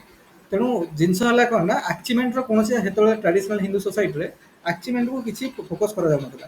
ବେଶୀ ହେଲା ତମର ଆସ୍କ୍ରିପସନ୍ ମାଧ୍ୟମରେ। ଆସ୍କ୍ରିପସନ୍ ମାନେ ତମ ଜନ୍ମରୁ ଯାହା ଯେଉଁ ସୋସାଇଟିରେ ଯେଉଁ ସୋସିଆଲ ଗ୍ରୁପରେ ତମେ ଜନ୍ମ ହେଇଯାଇଛ ସେ ଅନୁସାରେ ଫ୍ୟୁଚର କୋର୍ସ ଅଫ୍ ଆକ୍ସନଟା ତମ ସେଇ ଅନୁସାରେ ଡିସାଇଡ୍ ହେଇଯିବ ହେଲା। ପ୍ରଥମ କଥା ହେଲା ଯୋଉଠିକି ସୋସିଆଲ ମୋବିଲିଟି କାଫି ରେଷ୍ଟ୍ରିକ୍ସନ୍। କାରଣ ତମେ ଯୋଉଠି ଜନ୍ମ ହେଇଗଲ ସେଇଠି ତମେ ଆଉ ଆଚିଭମେଣ୍ଟ ମାଧ୍ୟମରେ ଆଉ କିଛି କରିପାରିବନି। ତମ ସେଇଠି କାରଣ ଏଇଟା ବୁଝାଗଲା ତମେ ପୂର୍ବ ଜନ୍ମରେ କିଛି ପାପ କରିଥିଲ ବୋଲି ଏଇଭଳିଆ ଜନ୍ମ ହେଇଛି ତମର। ତେଣୁ ସୋସିଆଲ ମୋବିଲିଟିର କାଫି ରେଷ୍ଟ୍ରିକ୍ସନ୍ ଥିଲା ଏଥିରେ। ପ୍ରଥମ କଥା ଆମେ ସୋସିଓଲୋଜି ଲାଙ୍ଗୁଏଜରେ ଲେଖିବା କ'ଣ ଲେଖିବା ସୋସିଆଲ ମୋବିଲିଟି କାଫି ରେଷ୍ଟ୍ରିକ୍ସନ୍ ଥିଲା। ବାଇ ଆସ୍କ୍ରିପସନ୍ ସୋସାଇଟି ଆସ୍କ୍ରାଇବ୍ଡ ସୋସାଇଟି ଥିଲା ମାନେ ଆସ୍କ୍ରିପସନ୍ ଇନ୍ ନେଚର ମାନେ ବାଇ ବାର୍ଥ ସବୁ ଜିନିଷ ଡିସାଇଡ୍ ହେଇଯାଉଥିଲା। ସେକେଣ୍ଡ ଯଦି ଆମେ ଦେଖିବା ଯେଉଁ ଇଣ୍ଡିଭିଜୁଆଲ ବିହେଭିୟର ଆମର ଅଛି ଇଣ୍ଡିଭିଜୁଆଲ ବିହେଭିୟର ଗୁଡ଼ାକ ସବୁ ଆମର କ'ଣ କେମିତି ହେଉଥିଲା ଗଭର୍ଣ୍ଣ ବାଇ ଆମ କଷ୍ଟମ୍, ଆମ ଟ୍ରାଡିସନ୍ସ, ଆମ ନର୍ମସ୍, ଆମ ଭ୍ୟାଲ୍ୟୁଜ୍ ହେଲା। ଯୋଉଟାକି ପାଷ୍ଟରୁ ମାନେ ଆମର କୋଉ ବିଗତ ସମୟରୁ ଚଳି ଆସିଛି ଆଜି ପର୍ଯ୍ୟନ୍ତ ବି ତା ଅନୁସାରେ ଆମେ ଡିସାଇଡ୍ କରୁଥିଲେ। ଆମ କଷ୍ଟମ୍ ଅନୁସାରେ ନର୍ମ ଭ୍ୟାଲ୍ୟୁଜ୍ ହେଲା ଆମ ଟ୍ରାଡିସନ୍ସ ଅନୁସାରେ ଏଗୁଡ଼ାକ ସବୁ ହେଉଥିଲା। ତେଣୁ ଜେନେରେସନ୍ ଟୁ ଜେନେରେସନ୍ ଏତେ ଭ୍ୟାରିଏସନ୍ ବି ହେଉନଥିଲା। ଜଷ୍ଟ ସ୍ଲାଇଟଲି ଟିକେ ଯଦି ଭ୍ୟାରିଏସନ୍ ବି ଦେଖାଯାଉଥିଲା ଜେନେରେସନ୍ କାରଣ ଆମ ବାପା ବି ଆମ ଜେଜେବାପା ଯେଉଁ କାମ ଯେମିତି କରୁଥିଲେ ଆମର ବି ସେଇଭଳିଆ ସେ ଯେଉଁ କଷ୍ଟମ୍ସ ନର୍ମ ଭ୍ୟାଲ୍ୟୁଜ୍ ଟ୍ରାଡିସନ୍କୁ ଫଲୋ କରୁଥିଲେ ଆମ ବାପା ବି ସେଗୁଡ଼ା ଫଲୋ କରୁଥିଲେ ଆମେ ବି ସେଇଭଳିଆ ଫଲୋ କରୁଥିଲେ। ଯେତେବେଳେ ବର୍ତ୍ତମାନ ପର୍ଯ୍ୟନ୍ତ ସିମ୍ପଲର ସୋସାଇଟି କଥା ଟ୍ରାଡିସନାଲ ହିନ୍ଦୁ ସୋସାଇଟି କଥା ଆମେ ଡିସ୍କସନ୍ କରୁଛନ୍ତି ତ ସେତେବେଳେ ଏଇଭଳିଆ ଥିଲା। ତା ମାନେ ଜେନେରେସନ୍ ଟୁ ଜେନେରେସନ୍ ଏତେ ମୋବିଲିଟି ନଥିଲା ଏତେ ଚେଞ୍ଜେସ୍ ପରିଲକ୍ଷିତ ହେଉନଥିଲା। ଆଉ ଯାହା ଥିଲା ଯେଉଁ ବିହେଭିୟରଟା ଆମର ଯେଉଁ ବିହେଭିୟର ଇଣ୍ଡିଭିଜୁଆଲ ବିହେଭିୟରଟା ଡିଟରମିନ୍ କେମିତି ହେଉଥିଲା ସୋସାଇଟିର ନର୍ମସ୍ ଅନୁସାରେ ସୋସାଇଟିର ନର୍ମସ୍ ଟ୍ରାଡିସନ୍ସ ଭ୍ୟାଲ୍ୟୁଜ୍ କଲଚର ଆମର ଯାହା ଅଛି ହିନ୍ଦୁ ଅନୁସାରେ ମାନେ ଆମେ ହିନ୍ଦୁ ପିଲାଟା ତ ହିନ୍ଦୁ ଛୁଆଟା ଏମିତି କ'ଣ କଥାବାର୍ତ୍ତା କରୁଛୁ କିନ୍ତୁ ବ୍ରାହ୍ମଣଟା ଏମିତି କ'ଣ କହୁଛୁ କିନ୍ତୁ ଯାହା ଟାଇପ୍ର ଯେଉଁ ଆମର ଯେଉଁ ହିନ୍ଦୁ ସୋସାଇଟିରେ ଯେଉଁ ନର୍ମ ଥିଲା ତ ସେଇ ଅନୁସାରେ ତାଙ୍କ ବିହେଭିୟରଟା ଆମର ଡିଟରମିନ୍ ହେଇଯାଉଥିଲା। ତ ଦ୍ୟାଟ୍ ଇଜ୍ ପ୍ରି ଫିକ୍ସଡ। ବୁଝୁଛୁ ନା ନାଇଁ। ଏଇଟା ଗୋଟେ ହିନ୍ଦୁ ସୋସାଇଟିର ଏଇଟା ଆଉ ଗୋଟେ ଫିଚର ଥିଲା। ତାପରେ ଆମେ ଯଦି ଦେଖିବା ଯେ ଏଥିରେ ଆଉ କ'ଣ ଥିଲା ଏଇଟା ସୋସିଆଲ ମୋବିଲିଟି ନଥିଲା। ଜନ୍ମରୁ ତମର କ'ଣ କାମ ଫ୍ୟୁଚର କୋର୍ସ ଅଫ୍ ଆକ୍ସନ ତୁମ ଜନ୍ମରୁ ଡିସାଇଡ୍ ହେଇଯାଉଥିଲା। ତା ସହିତ ଏଇଥିରେ କ'ଣ ହେଉଥିଲା ନା ତମକୁ କ'ଣ କରିବାର ଅଛି ନା ୱାନ୍ସ ତମେ ଗୋଟେ ସୋସିଆଲ ଗ୍ରୁପିଂରେ ଜନ୍ମ ହେଇଛ ମାନେ ତମର ସୋସିଆଲ ମୋବିଲିଟି ହେଇପାରିବନି ଏତେ ମାନେ ତମେ ଆଉ କୌଣସି ଗୋଟେ ଆଚିଭମେଣ୍ଟ ମାଧ୍ୟମରେ ଅଲଗା ଗୋଟେ ହାୟର ଗ୍ରୁପିଂକୁ ଯାଇପାରିବନି। बहुत लिमिटेड केस रे जोटा संभव होता बट जनरली नॉट पॉसिबल। तापर कौन होता ना ये आमको जनरेशन टू जनरेशन धरिकी आमर बिहेवियर इंडिविजुअल लेवल रे प्रति लोकर बिहेवियर सब समाज कस्टम्स जहाँ अच्छी नॉर्म्स अच्छी वैल्यूज अच्छी ट्रेडिशंस अच्छी जोड़ा बहुत विगत दिन माने पास्ट समय चली आसी तो से अनुसार आम कौन करते आम बिहेवियर होता से अनुसार आम बिहेव करते युवाक जेनेसन गैप एक्सप्लेन कला बेलू आमको दरकार आसो तो जहाँ कह भल भाव शुण बहीटा को भल चैप्टरटा को बहुत भल भाव पढ़ पूरा अटेंटिवली शुणिकी आई चैप्टरटा को भल भाव पढ़ले आम बहुत क्वेश्चन आंसर दे हम मे भी यही क्वेश्चनटा चैप्टर एत क्वेश्चन आसी नपे गत थर गोटे आसला वर्ष में न आसपे कितु ये चैप्टर बेसिक्सटा आमको बहुत जगह हेल्प कर अलग अलग चैप्टर बुझे यहाँ गोटे प्रकार गला आम देखा जमीक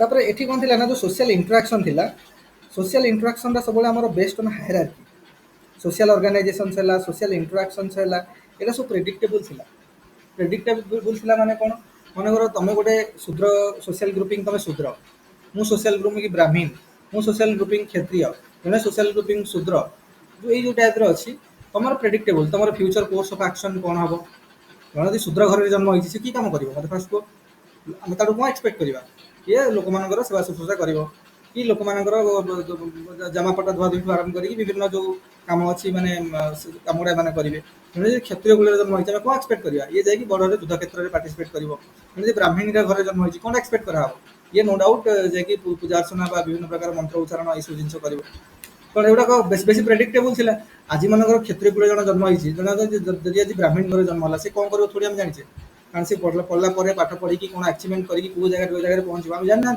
प्रेडिक्टेबिलिटी बर्तमान किसी ना किसी भी करें कि से समय जिन जेहेतु नॉर्म फिक्स थिला ये जिन समस्ते करेंगे तेणु काफी प्रेडिक्टेबल थिला और जो हायरार्की थिला सोसाइटी रे हायरार्किकल सोसाइटी थिला सबुठ बड़ ब्राह्मण ता तल को क्षत्रिय ता तल को शूद्र ता तल को माने अनटचेबल्स है वैश्य वैश्य तल को शूद्र ये टाइप सब थे तेणु यही जो जिन गुड़ा गोटे हायरार्की सोसाइटी गोटे हायरार्की एक्जिस्ट करथिला जोटा आम कहे सोशल कौन स्ट्राटिफिकेशन तक ये गोटे टाइप स्ट्राटिफाइड सोसाइटी ये समय एक्जिस्ट करथिला कारण यहाँ फंक्शनल पर्सपेक्टिव भी दरकार थिला यही समय सोसाइटी जब सिचुएसन को देखा एगुड़ा कहीं केमी होता ना बिकज सोसाइटी को फंक्शन करने जिन आवश्यकता रही सोसाइटी वेरी सिंपलर सोसाइटी थी तेणु ये जिन आवश्यकता रही है सोसाइटी को फंक्शनल हाँपाई कंटिन्यू देवाई स्टेबल रही तेणु से कहूँ जे विभिन्न जो आमर कौन सोशल ग्रुपिंग गुड़ा था गोटे स्टेबल पैटर्न एक्जिस्ट करता जो सोशल ग्रुपिंग थिला सोशल ऑर्गेनाइजेशन गुड़ा थिला भीतर गोटे स्टेबल पैटर्न माने कौन होता स्टेबल पैटर्न सब गोटे कौन एक्जिस्ट करूला आ सोशल रिलेशनशिप जो इंडिविजुअल और सब ग्रुप भितर जो सोशल रिलेशनशिप थिला सेटा भी कौन थिला गोटे रेगुलारिटी और प्रेडिक्टेबल थिला रेगुलर थिला कंटिन्यूटी थिला और प्रेडिक्टेबल थिला तेणु समस्ते ये जिन को मानि नहीं आम जो जी जो सोशल ग्रुपिंग रे जन्म होती तार कार्यपंथा तार एक्शन से भाया हम ये जिन को आम समस्ते मानि नहीं से समय लोक मैंने मानी थे गोटे स्टेबल पैटर्न एक्जिस्ट करूला किसी कन्फ्लिक्ट नाला कौन से स्ट्रेन भी नाला यहाँ समस्त मानि नहीं कौन स्टेबल ये पैटर्नटा कंटिन्यूटी चली क्या किसी प्रोब्लेम होना यहाँ हिंदू सोशल सोसाइटी आम से डिस्कसन कर 4 नंबर देखा जे किनशिप रिलेशन कौन देख ट्रेडिशनल सोसाइटी आम से संपर्क मान बेसी प्रायोरिटी दूसरे आम किनशिप जी संपर्क को बेसी प्रायोरिटी दूसरे माने रिलेशन को बेसी प्रायोरिटी दूसरे से आम जिन काफी इमोशनाल थे से समय आम मान काफी इमोशनाल थे लोक मैंने काफी इमोशनाल थे रिलेशन को बेसी माने किनशिप रिलेशन काफी स्ट्रांग था किनशिप बॉन्डिंग काफी स्ट्रांग था आ जोटा कि जेनेरेशन टू जेनेरेशन धरिकी थिला और सी आम मामांकर भाईंकर कौन हे ये टाइप कि सी आम मामू पु भाईंकर कौन टाइप ये टाइप आम से जो माने डिस्टेंस रिलेशन भी आम भीतर काफी बॉन्डेज बॉन्डिंग था चारिपटे माने किनशिप रिलेशन टाक आम कौन करते ना प्रिडोमिनेट करते आम इंटराक्शन सब आमर आम सब निजक जो डिफाइन करते आम सब प्राइमरी ग्रुप रेफरेन्स नहीं डिफाइन करते फॉर एग्जांपल मु तुम कहार पुओ कि कहार झील ये टाइप तुम कहार नाती ये टाइप जो जिन गुड़ाक प्राइमरी ग्रुपिंग को लेकिन आम जिन को प्रिडोमिनेट कर काफी फोकस आम क्या रोला काफी फोकस आम रोला रिलेशन किनशिप रिलेशन को आम काफी से समय प्रायोरिटी दूसरा प्रिडोमिनेट करता ତାପରେ ଦେଖିବ ତମେ ବିଭିନ୍ନ ଏକ୍ଜାମ୍ପଲ୍ ଆମେ ଯଦି ଦେଖିବା ସେତେବେଳେ କୌଣସି ଗୋଟେ କାମ ମାନଙ୍କର ଅଛି ଆମେ ସମ୍ପର୍କୀୟ ଲୋକଙ୍କୁ ଦଉଥିଲେ କାମଟା। ମନେକର ଆମର ଘର ବନେଇବାର ଅଛି ଆମେ ଯିଏ ଯଦି ଆମ ସମ୍ପର୍କରୁ କିଏ ଗୋଟେ ମିସ୍ତ୍ରୀ ଫିସ୍ତ୍ରୀ କାମ ଶିଖିଛନ୍ତି ସେ ଯଦି କହୁଛନ୍ତି ମୁଁ କରିବି ବୋଲି ଆମେ ତାଙ୍କୁ ପ୍ରାୟୋରିଟି ଦଉଥିଲେ ଆଗ ତମେ କର। ସେ ହୁଏତ ପଛେ ଭଲ କରନ୍ତୁ କି ଖରାପ କରନ୍ତୁ କିନ୍ତୁ ଆଜିକାଲି ସେଇଟା ନାହିଁ। ମନେକର ଆମେ ଆଜି ତମ ପୁଅକୁ ତମେ ପଢ଼ିବା ପାଇଁ ଚାହୁଁଛ କି ତମର ଗୋଟେ ଛୋଟ ଛୁଆ ତମେ ତାକୁ ଟିଚିଂ ମାନେ ଟିଚର ଖୋଜୁଛ ଥୋଡ଼ି ତମ ସମ୍ପର୍କରେ ଗୋଟେ ପିଲା ଗ୍ରାଜୁଏସନ୍ କରିକି ବସିଛି ତାକୁ ତମେ ଦବ ତମେ ବେଷ୍ଟ ଟିଚର ଦେଖିବ ନା। କାରଣ ଆମମାନଙ୍କର ଆଜି ଲଜିକାଲ ମାଇଣ୍ଡ ସେଟ୍ ଆସିଲାଣି କିନସିପ୍ ରିଲେସନ୍ ବର୍ତ୍ତମାନ ମାନେ କ'ଣ ହେଇଗଲାଣି ଇଟ୍ସ ଗେଟିଂ ଫେଣ୍ଟେଡ୍ ମାନେ କ'ଣ ବହୁତ ତାର ଗ୍ଲେଜ୍ କମିଗଲାଣି ଆଉ ଲୋକ ଏତେ କିନସିପ୍ ରିଲେସନକୁ ପ୍ରାୟୋରିଟି ଦେଉନାହାନ୍ତି। ଆମେ ଜେନେରାଲି ଆମ ଘରର ଆମର ଫାଦର ମଦର ସିଷ୍ଟର ଏଇମାନଙ୍କ କଥା ଦେଖୁଛନ୍ତି ଆଉ ଟିକେ ଦୂର ହେଇଗଲେ ବି ଆମେ ଏତେ ପଚାରୁନାହାନ୍ତି ଆଉ କାରଣ କିନସିପ୍ ବଣ୍ଡେଜଟା କାଫି ଏବେ ନିଜ ସିଷ୍ଟର ବ୍ରଦର ଭିତରେ ଫାଦର ପ୍ୟାରେଣ୍ଟସଙ୍କ ଭିତରେ ବି ଏବେ କିନସିପ୍ ବଣ୍ଡ କାରଣ ନ୍ୟୁକ୍ଲିୟର ଫ୍ୟାମିଲିର କନସେପ୍ଟ ଆସିଗଲାଣି ଲୋକ ଏଇ ଜିନିଷକୁ ଆଉ ଏତେ ପସନ୍ଦ କରୁନାହାନ୍ତି। ବୁଝୁଛ ନା ତେଣୁ କିନସିପ୍ ରିଲେସନ୍ ବର୍ତ୍ତମାନ ମଡର୍ଣ୍ଣ ସୋସାଇଟିରେ କାଫି ଆଉ ନାହିଁ ମାନେ ପୁରା ଫିଜିଲ୍ ଆଉଟ୍ ହେଇଗଲାଣି ମାନେ ପୁରା କ'ଣ ୱିକ୍ କଣ୍ଡିସନ୍ ପଳେଇ ଆସିଲାଣି ଯେଉଁଟାକି ସିମ୍ପଲର ସୋସାଇଟିରେ ବା ଟ୍ରାଡିସନାଲ ହିନ୍ଦୁ ସୋସାଇଟି ମାନେ କ'ଣ ଗୋଟେ ସିମ୍ପଲ ସୋସାଇଟି ତେଣୁ ସେଇ ସମୟରେ ଏଇ ଜିନିଷ ଗୁଡ଼ା କାଫି ପରିମାଣରେ ଏକ୍ଜିଷ୍ଟ କରୁଥିଲା। ତାପରେ ଇକୋନୋମି ବହୁତ ସିମ୍ପଲ ଥିଲା ବହୁତ ସିମ୍ପଲର ସୋସାଇଟି ଥିଲେ କମ୍ ଲୋକ ଥିଲେ ଏତେ କମ୍ପ୍ଲିକେସି ନଥିଲା ତ ଇକୋନୋମି ବି ବହୁତ ସିମ୍ପଲ ଥିଲା ମାନେ ଯେମିତିକି କ'ଣ ଯେଉଁଟା ବି ଇକୋନୋମିକ୍ ଆକ୍ଟିଭିଟି ହେଉଥିଲା ସବୁ ସବଷ୍ଟିସେନ୍ସ ଲେଭେଲରେ ହେଉଥିଲା ଆମକୁ ଯେତିକି ଦରକାର ଆମେ ଏଗ୍ରିକଲଚର କରୁଥିଲେ ଆମକୁ ଯେତିକି ଦରକାର ଆମେ ସେତିକି ଚାଷବାସ କରୁଥିଲେ ଖାଇବା ପିଇବା ପାଇଁ ଯେତିକି ଦରକାର ସରପ୍ଲସ୍ ପ୍ରଡକ୍ସନ୍ ଏତେ ନଥିଲା ଯଦି ବି ହଁ ଅଳ୍ପ ସରପ୍ଲସ୍ ପ୍ରଡକ୍ସନ୍ ଥିଲା ଆଉ ଯେଉଁ ସମୟରେ କାଫି ବାର୍ଟର ସିଷ୍ଟମ୍ ଏକ୍ଜିଷ୍ଟ କରୁଥିଲା ମନିର ଏକ୍ସଚେଞ୍ଜ ମାନେ ଏକ୍ସଚେଞ୍ଜ ମିଡ଼ିୟମ ହିସାବରେ ମନିର ବି ଏତେ ଚାହିଦା ନଥିଲା ଲୋକ ଦେଖିବ ଏବେ ବି ତୁମେ 20-25 ବର୍ଷ ତଳକୁ ଖସିଯାଅ ଲୋକମାନଙ୍କ ପାଖରେ ତ ପଇସାକୁ ଏତେ ପ୍ରାୟୋରିଟି ଦେଉନଥିଲେ ଗାଁକୁ ବାଇଗଣ ଫାଇଗଣ ବିକ୍ରି ଆସିବ ଲୋକ ଚାଉଳ ଦେଇକି ବାଇଗଣ କିଣୁଥିଲେ ଧାନ ଦେଇକି ବାଇଗଣ କିଣୁଥିଲେ କି କିଏ ବିଭିନ୍ନ ପ୍ରକାର ଯିବେ ଗ୍ରୋସରୀ ଆଇଟମ୍ କିଣିବା ପାଇଁ ଚାଉଳ ନେଇକି ଯିବେ ତ ବୁଝିହେଉଛି ନା ନାହିଁ ଗୋଟେ ବାର୍ଟର ସିଷ୍ଟମ୍ ଏକ୍ଜିଷ୍ଟ କରୁଥିଲା ଏଇ ଟାଇପ୍ର ଜିନିଷ ଗୁଡ଼ାକ ତେଣୁ ଗ୍ରାଜୁଆଲି ଥିଙ୍ଗସ୍ କ'ଣ ବହୁତ ସିମ୍ପଲର ଥିଲା ଇକୋନୋମି ବି ବହୁତ ସିମ୍ପଲ ଥିଲା ହେଲା ଆଉ ଆଉ ତାପରେ କ'ଣ ଥିଲା ନା କାଫି ଆମର ଯେଉଁ ଥିଲା ଆମର ମିଥିକାଲ ଥଟ୍ ପ୍ରୋସେସ୍ କାଫି ପ୍ରିଡୋମିନେଟ୍ କରିକି ଆମକୁ ରଖିଥିଲା ମିଥିକାଲ ଥଟ୍ ପ୍ରୋସେସ୍ ଆମେ ରିଜିନ୍ କିଛି ୟୁଜ୍ କରୁନଥିଲେ ଆମର ଯେଉଁ ଲଜିକାଲ ରିଜନିଂ ମାଇଣ୍ଡ ସେଟ୍ଟା ଏତେ ହିଁ ସମୟରେ ନଥିଲା ଲୋକ ମିଥିକାଲ ଥଟ୍ ପ୍ରୋସେସ୍ରେ ବଶବର୍ତ୍ତୀ ହେଇକି ଥିଲେ ମାନେ ପ୍ରାଗ୍ମାଟିକ୍ ହେବା ମାନେ ଯେଉଁ କହନ୍ତିନି ପ୍ରାଗ୍ମାଟିକ୍ ହେବା ବା ଯେଉଁ ଯେଉଁଟା ରିଫ୍ଲେକ୍ସିଭ୍ ଆକ୍ସନ୍ ବା କଜ୍ ଇଫେକ୍ଟ ଆନାଲିସିସ୍ ବା ଲଜିକାଲ ଆନାଲିସିସ୍ ଲଜିକାଲ ଆନାଲିଟିକ୍ସର ଚିନ୍ତାଧାରା ଏଇ ଟାଇପ୍ର ଲୋକଙ୍କର ନଥିଲା କାଫି ଜିନିଷ ସିମ୍ପଲରେ ମିଥିକାଲ ଉପରେ ବିଶ୍ୱାସ କରିଯାଉଥିଲେ ହେଲା। ତେଣୁ ଏଗୁଡ଼ାକ ଯଦି ଦେଖିବା ଗୋଟେ ଟ୍ରାଡିସନାଲ ହିନ୍ଦୁ ସୋସାଇଟିର ବା ଗୋଟେ ଟ୍ରାଡିସନାଲ ହିନ୍ଦୁ ସୋସାଇଟିରେ ଏଇସବୁ ଜିନିଷ ଏକ୍ଜିଷ୍ଟ କରୁଥିଲା ସିଭିଲାଇଜେସନ୍ ବେଳକୁ ଯିବ କାଫି ଇଭିନ୍ ତାପରେ ବି ଲୋକ ଏଇ ପୁରା ସିମ୍ପଲର ଲାଇଫଷ୍ଟାଇଲ୍ ଲୋକଙ୍କ ପାଖରେ ଏକ୍ଜିଷ୍ଟ କରୁଥିଲା ତ ଗ୍ରାଜୁଆଲି ଯେତେବେଳେ ସୋସାଇଟି ଇଭଲ୍ଭ ହେଲା ଆମେ ଆଗକୁ ଆଗକୁ ଗଲେ ସୋସାଇଟି ପ୍ରଥମେ କମ୍ପ୍ଲେକ୍ସ ହେଲା ତାପରେ କ'ଣ ହେଲା ନା ଟ୍ରାଡିସନ୍ ଯୁଗରେ ମଡର୍ଣ୍ଣ ଆଉ ପୋଷ୍ଟ ମଡର୍ଣ୍ଣ ସୋସାଇଟି ହେଲା ତ ପ୍ରଥମେ ଗ୍ରାଜୁଆଲି କ'ଣ ହେଲା ବର୍ତ୍ତମାନ ସୋସାଇଟି ମଡର୍ଣ୍ଣ ହେବାକୁ ଲାଗିଲା ମଡର୍ଣ୍ଣ ହେବାକୁ ଲାଗିଲା ଲୋକଙ୍କର ଭ୍ୟାଲ୍ୟୁ ଆସ୍ତେ ଆସ୍ତେ ଚେଞ୍ଜ ହେଲା ଲୋକଙ୍କର ଭ୍ୟାଲ୍ୟୁ ସିଷ୍ଟମ୍ ଚେଞ୍ଜ ହେଲା ଲୋକମାନେ କାଫି ପ୍ରାଗ୍ମାଟିକ୍ ହେଇଗଲେ ଲୋକମାନଙ୍କର ଲଜିକାଲି ଥିଙ୍କିଙ୍ଗ ଆସିଗଲା ବୁଝୁଛ ନା ନାହିଁ ତ ଲୋକ କ'ଣ କଲେ ନା ଜିନିଷକୁ ଲଜିକାଲ ପଏଣ୍ଟ ଅଫ୍ ଭ୍ୟୁରୁ ଚିନ୍ତା କରିବା ଷ୍ଟାର୍ଟ କଲେ ଲୋକ କ'ଣ ଆଗରୁ ଦେଖିବ ଆଗରୁ ସିମ୍ପଲର ସୋସାଇଟି ଲୋକ ଯେ ସେ କେଉଁ ଘରର ପିଲା ଜନ୍ମ ହେଇଛି କି ନା କେଉଁ ଘରର ପିଲା ସେଇଟା ଫୋକସ୍ କରିକି ତାକୁ ତା ପ୍ରାୟୋରିଟି ଦିଆହେଉଥିଲା ହଁ ସେ ଗୋଟେ ବ୍ରାହ୍ମଣ ଘରର ଛୁଆ ତାକୁ କ'ଣ ଏମିତି କହୁଛୁ ତାମାନେ ତା ଆଚିଭମେଣ୍ଟ କିଛି ନଥାଉ ପଛେ ବଟ୍ ଦ୍ୟାଟ୍ ପର୍ସନ୍ ଯେହେତୁ ବ୍ରାହ୍ମଣ ଘରେ ଜନ୍ମ ନେଇଛି we are giving more priority to that person କିନ୍ତୁ ବର୍ତ୍ତମାନ ସମୟରେ ଲୋକଙ୍କ ଆଚିଭମେଣ୍ଟ ଉପରେ ଆମେ ଦେଖୁଛନ୍ତି ଯେ କୌଣସି କ'ଣ କରିକି ଦେଖେଇଛି ଲାଇଫ୍ରେ କ'ଣ କରିକି ଦେଖେଇଛି ଲାଇଫ୍ରେ କ'ଣ ଆଚିଭମେଣ୍ଟ କରିଛି ଜିନିଷକୁ କ'ଣ କେଉଁ ସ୍ତରକୁ ନେଇକି ପହଞ୍ଚି ପାରିଛି ତ ସେ ଅନୁସାରେ ତା ପ୍ରାୟୋରିଟି ବର୍ତ୍ତମାନ ଡିଟରମିନିଂ ହେଉଛି ତେଣୁ ଏଇ ଜିନିଷ ଗ୍ରାଜୁଆଲି ଲୋକଙ୍କର ଯେଉଁ ଆସ୍କ୍ରିପସନ୍ ବେସ୍ଡ ସୋସାଇଟି ଥିଲା that is getting transform to what achievement based society ଆଉ ଏହି ସମୟରେ କାଫି ଥିଲା ମେକାନିକାଲ ସଲିଡାରିଟି ଥିଲା ଲୋକମାନଙ୍କ ଭିତରେ ତାଙ୍କ ଭିତରେ ଯେଉଁ ମାନେ ସଲିଡାରିଟି ଥିଲା ଯେ ମେକାନିକାଲ ସଲିଡାରିଟି ବର୍ତ୍ତମାନ ଗ୍ରାଜୁଆଲି ସୋସାଇଟି କୋଉଠି ଆସି ପହଞ୍ଚିଲାଣି ସୋସାଇଟି ଆସି ପହଞ୍ଚିଲାଣି ଅର୍ଗାନିକ୍ ସଲିଡାରିଟିରେ ଆଜିକାଲି ଆମ ଭିତରେ ଯଦି ଆଜି ଆମେ ସମସ୍ତେ ଗୋଟେ ଗ୍ରୁପିଂ କରିକି ଏଠି ଇଣ୍ଟରାକ୍ସନ୍ କରୁଛେ କାହିଁକି ଆମ ଭିତରେ ଗୋଟେ ଗ୍ରୁପିଂସ୍ ଅଛି ଆମେ ପରସ୍ପର ଇଣ୍ଟରାକ୍ସନ୍ କରୁଛେ କାରଣ ଆମର ଗୋଟେ ଲଜିକ୍ ଅଛି ତାର we are preparing for certain examination ସେଥିପାଇଁ ଆମର ଟାଇମ୍ ଦେଇଛେ ଆମେ ଆମର ଟାଇମ୍ ଖର୍ଚ୍ଚ କରିକି ଏଠି କିଛି ସମୟ ପରସ୍ପର ସହିତ ଇଣ୍ଟରାକ୍ସନ୍ କରୁଛନ୍ତି ଗୋଟେ ଗୋଟେ ରିଜିନ୍ ଅଛି ତାର ଏମିତି ନୁହଁ ଯେ ମୁଁ ଗଲେ ତମେ ମାନେ ନ କଲେ ମୁଁ ଖରାପ ଭାବିବି we are not emotional at all କୌଣସି ଇମୋସନ୍ ଏଥିରେ ନାହିଁ ଆମକୁ ସଟନ୍ ଜିନିଷ ଆଚିଭ୍ କରିବାର ଅଛି ଯେଉଁଟାକି ଆମ କ୍ୟାରିୟର ପାଇଁ ଭଲ ଆମେ ଏଇଟା ଯଦି ଆମର ଭଲ ହେବ ଆମେ କ୍ୟାରିୟର ଯାଇକି ଭଲ ପୋଜିସନକୁ ଯିବା ସେଥିପାଇଁ ଆମେ ଜିନିଷ କିଛି କଣ୍ଟ୍ରିବ୍ୟୁଟ୍ କରୁଛନ୍ତି ଟାଇମ୍ ଏଠି କଣ୍ଟ୍ରିବ୍ୟୁଟ୍ କରୁଛନ୍ତି ବା ଟାଇମ୍କୁ ଇନଭେଷ୍ଟମେଣ୍ଟ କରୁଛନ୍ତି। ଆଉ ସବୁ ଇନଭେଷ୍ଟମେଣ୍ଟ ପଛରେ ଟାଇମ୍ ହଉ ମନି ହଉ ଯାହା ବି ଇନ୍ ପର୍ସନ୍ ବି ଆମେ କାହାକୁ ଦେଖା କରିବାକୁ ଯାଉଛନ୍ତି ତା ପଛରେ କାରଣ ଅଛି ଲଜିକ୍ ଅଛି।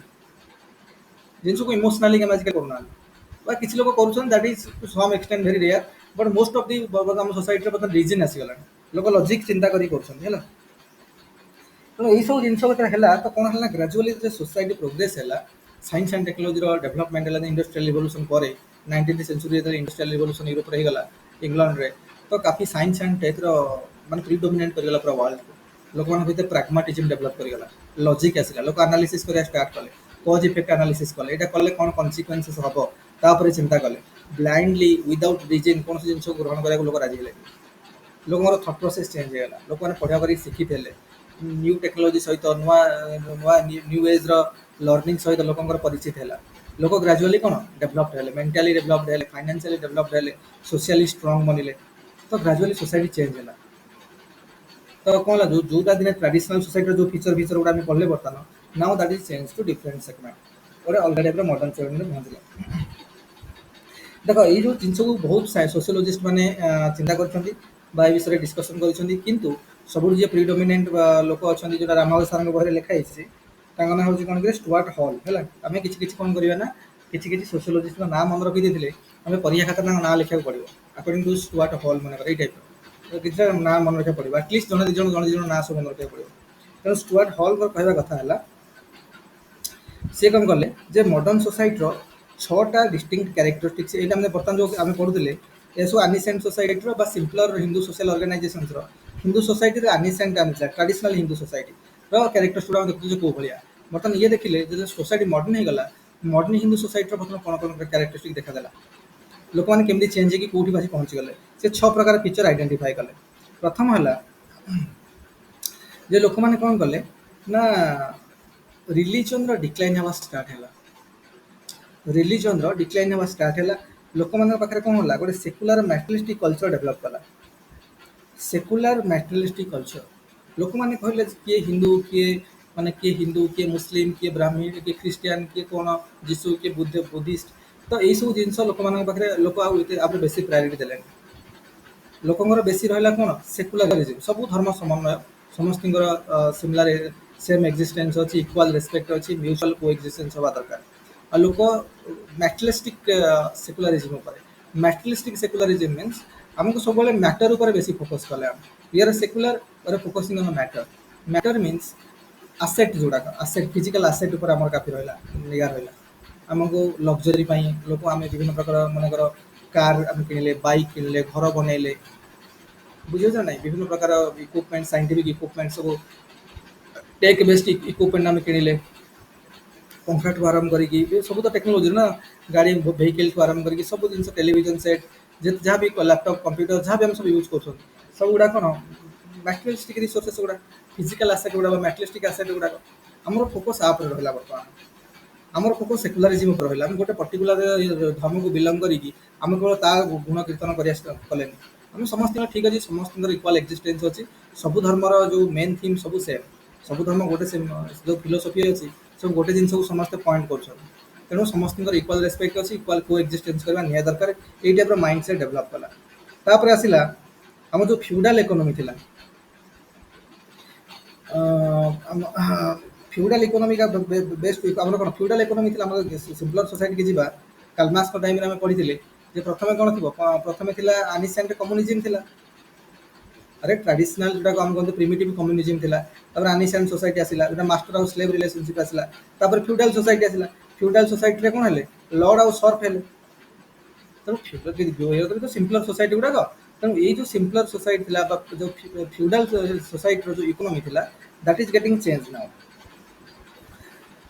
चेंज है कौन है प्रिमिटिव सोसाइटी रे कौन थिला माने ओनर ऑफ लैंड जे से थिले मेन मास्टर और स्लेव कौन मास्टर और स्लेव रे आम जो कालमार्क्स पढ़ी देख से मुझे देख कहूँ सब पढ़ला बेलू ना सब थिंकर्स गुड़ाक यूज हे पढ़ला बेलू पूरा थ्रू आउट चैप्टर मो थिंकर्स यूज हम तेणु आम जो कालमार्क्स पढ़ुले से मुझे कौन कहूँ इकोनॉमी जो मेन जिन दरकार कौन से means of production equal to factor of production जो force of production plus production relation factor of production plus production relation को मिसेक आम कह मीन्स ऑफ प्रोडक्शन तो मीन्स ऑफ प्रोडक्शन पर जार ओनरशिप रहा सी हम मास्टर बा सी हम लॉर्ड आ जार न रहा जी अंडर कम कले से सर्व एसीआर तेणु बर्तमान कौन है फ्यूडाल सोसाइटी हूँ कौन लॉर्ड हूँ car jar factor of production किए लैंड से समय लैंड था factor of production jar land अच्छी सी तार ओनरशिप अच्छी मीन्स ऑफ प्रोडक्शन उपर जार पाखे लैंड अच्छी जे लैंड ओनर सी है कौन मेन सी है मास्टर सी है लॉर्ड आ जी अंडर सब कम कले जार भूमिहीन जो लैंड ना से कम कले से सर्व तेणु सी कौन कहना ग्राजुअली फ्यूडाल इकोनोमीटा आम जो यही टाइप इकोनोमी थी यही टाइप जो इकोनोमी थी बर्तमान कौन है आमर गोटे मॉडर्न इकोनोमी की चेंज है फ्यूडाल इकोनोमीटा बर्तमान चेंज हो कौन है ना ये गोटे इकोनोमी की चेंज है जो मेन मीडियम ऑफ एक्सचेंज रहा मनी कारण से बाटर सिस्टम रे काम हो जाता अच्छा तू मो जमी कम कलु तो ये नहीं जा एवं भी चली आम भी छोट छुआ मुझे देखी अच्छा चना उपाड़ी चल चना उपाड़ तुम मानने ये कम कल तुमको किसी दे दियो से किसी बांधिकी चना नहीं चना गच किसी बांधिकी घर को जी तमें सी जो परिश्रम कले तुम उपाड़ी देले बदल तुम तुमको किसी देदेल पैसा किसी नाला बुझे कि नहीं it's a kind of barter system type exist करूला कि बर्तमान समय सब जिन पैसा आसीगला तो लैंड थाऊ न थाऊ किसी फरक पड़ना आज लोक बहुत धनी लोक जो किसी जगह ना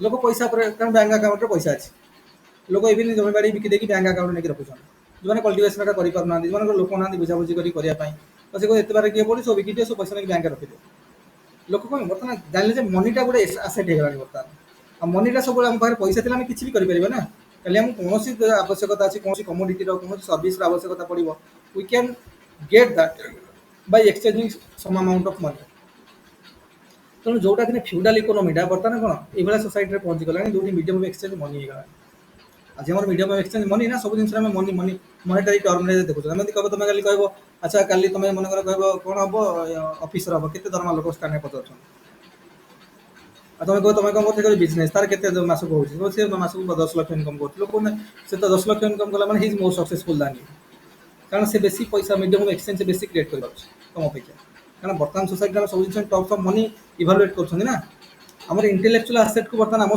सोसाइटी एत highly educated society Indian society एत हाईली एजुकेटेड सोसाइटी नुहे वेस्टर्न सोसाइटी काफी एजुकेटेड सोसाइटी आम सोसाइटी एबे भी कौन सेमी एजुकेटेड भी सेमी एजुकेटेड एजुकेशन बहुत कम बर्तमान जो मैंने पढ़ुं बहुत भल पढ़ुं जो पढ़ना बिल्कुल पढ़ना आ बिल्कुल पढ़ुना लोक बहुत संख्या आम देश में लेस क्वालिटी एजुकेशन जो मैंने लोक जानापी तो ग्राजुएट कि किसी जना ना से भाया बहुत लोग आम सोसाइटी बर्तमान तेणु से सेमी एजुकेटेड कह तेणु यही टाइप सोसाइटी कौन हो जेहतु प्राग्मेटिक थॉट प्रोसेस एत भलसे डेभलप करेनि आम आम जो इंटेलेक्चुअल आसेट को प्रायोरिटी दौना तुम के जाच के नॉलेज तुम अच्छी आगर लोक इंटेलेक्चुअल आसेट की बहुत प्रायोरिटी दौले लोग ये भल शिक्षित लोग जड़े कि टीचर जे पढ़ापढ़ी पिला कराऊँ कि काफी वेद पुराण अभिज्ञ पंडित किए अच्छा कि काफी साइंटिस्ट जो रिसर्च फिसर्च करके गुड़ा जिन अख्तियार कर लोक प्रायोरिटी दौले कि बर्तमान ये जिन ना आजिकल लोक इन टर्म्स ऑफ मनी आम सब जिन को इन टर्म्स ऑफ मनी सब जिन को आम देखा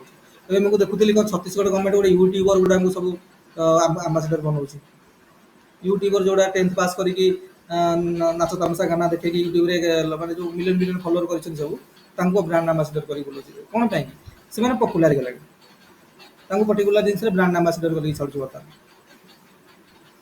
तेणु बर्तमान सब जिन कौन कि जी सक्सेसफुल होगा जो जिन को भी नहीं ये जो मन क्रिकेट खेल लोग सक्सेस होती मे भी इंटेलेक्चुअल एक्सेप्ट किसी न था ये जो पिला गुड़ा सब क्रिकेट खेलुन समस्त कोहली ठू आरम्भ कर एगुड़ा इंटेलेक्चुअल एक्सेप्ट किसी ना कि गोटे ये गोटे जिन टैलेंट अच्छी जो जिन सोसाइटी काफी पपुलार तेंदुलकर मन कर इंटेलेक्चुअल एक्सेप्ट जीरो तार किंतु तार ये गोटे टैलेंट अच्छी पाखे कि जोटा को आम सोसाइटी बहुत पपुलार से जिनसा तो से अनुसार काफी फैन फॉलोइंग आ फैन फॉलोइंग मैंने बेस बढ़ला मैंने से अनुसार मनी मनी जेनेरेशन जो मनी जेनेरेशन कर स्कोपटा बेसी बढ़ी जाए काफी लोग जानते थ्रो एडभर्टाइजमेंट करवा जिन कर गुड़ाए पैसा एकाठी कर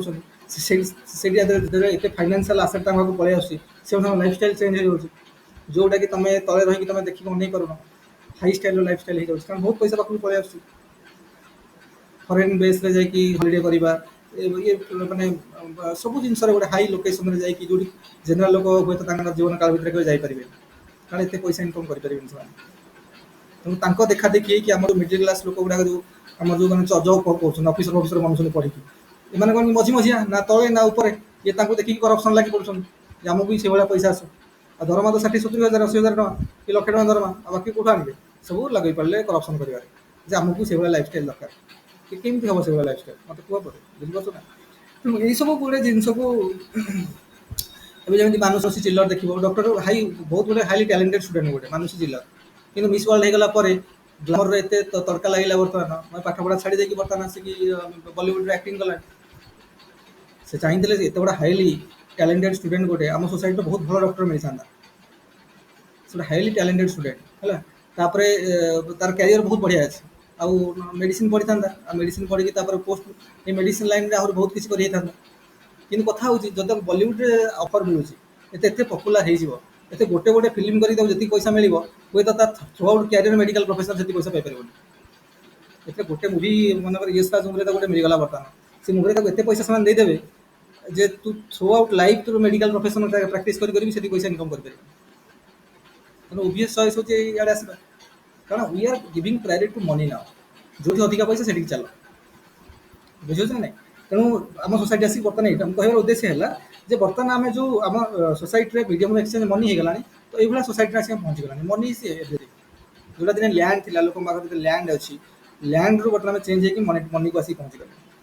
ଏବେ କାହା ପାଖରେ କେତେ ଲ୍ୟାଣ୍ଡ ହେଇଛି ଆମକୁ କିଛି ଫରକ ପଡ଼ୁନି, ତମ ପାଖରେ କେତେ ପଇସା ଅଛି, ତମେ କେତେ ସକ୍ସେସଫୁଲ, ତମେ କ'ଣ କରୁଛ, ଆଉ ତମେ କେତେ ମନି ରେଭିନ୍ୟୁ କେତେ ଜେନେରେଟ୍ କରୁଛ, ସେ ଅନୁସାରେ ତମ ସକ୍ସେସ୍ ଡିଟରମିନ୍ କରାହେବ ହେଲା। ଯେଉଁଟାକି ପୁରୁଣା ସମୟରେ ଲ୍ୟାଣ୍ଡ ଥିଲା ବା ଫ୍ୟୁଡାଲ ସୋସାଇଟିରେ ବା ଫ୍ୟୁଡାଲ ଟାଇମ୍ରେ ଲ୍ୟାଣ୍ଡକୁ ବେଶୀ ପ୍ରାୟୋରିଟି ଦିଆଯାଏ। ଲୋକମାନଙ୍କ ପାଖରେ କେତେ ଜମି ଅଛି ଲୋକଟା ଦେଖୁଥିଲେ, ତାର ଏତେ ଜମି ଅଛି, ବୁଝୁଛନ୍ତି? ଏଇ ଜିନିଷ ଆଉ ନାହିଁ। ତାପରେ କ'ଣ ହେଲା, ତାପରେ ଗୋଟେ ହେଲା କ'ଣ ନା ତାପରେ ହେଲା କ'ଣ ନା ସେକୁଲାର ଯେଉଁ ଆମର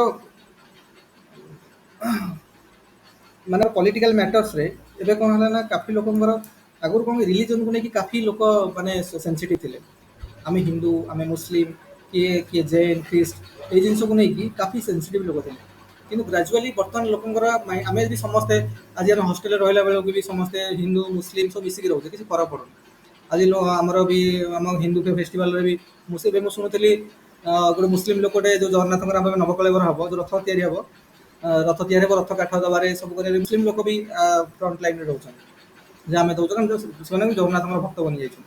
ତେଣୁ ମେନ୍ ଜିନିଷ କହିବାର କ'ଣ, ଜଗନ୍ନାଥ ସମସ୍ତଙ୍କର ନା, ଜଗନ୍ନାଥ ହେଉଛି ମୋଷ୍ଟ ଡେମୋକ୍ରାଟିକ୍ ବା ମୋଷ୍ଟ ସେକୁଲାର ଗଡ୍ ଯଦି କିଏ ଥାନ୍ତି ଜଗନ୍ନାଥ। ସବୁ ଧର୍ମର ଲୋକମାନେ ଯାଇପାରିବେ, କିଛି ଫରକ ପଡ଼ୁନି।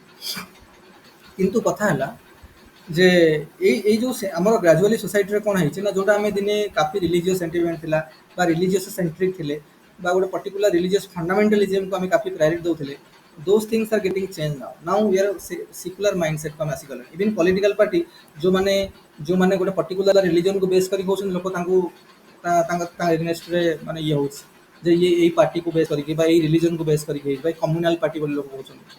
ତ ଯିଏ ଯେତେ ସେକୁଲାର ପାର୍ଟି ହେବ, ଯେତେ ସେକୁଲାର ସେଟଅପ୍ ମାଇଣ୍ଡ ସେଟ୍ ହେବ, ସେତେ ଭଲ ବର୍ତ୍ତମାନ ସୋସାଇଟିରେ।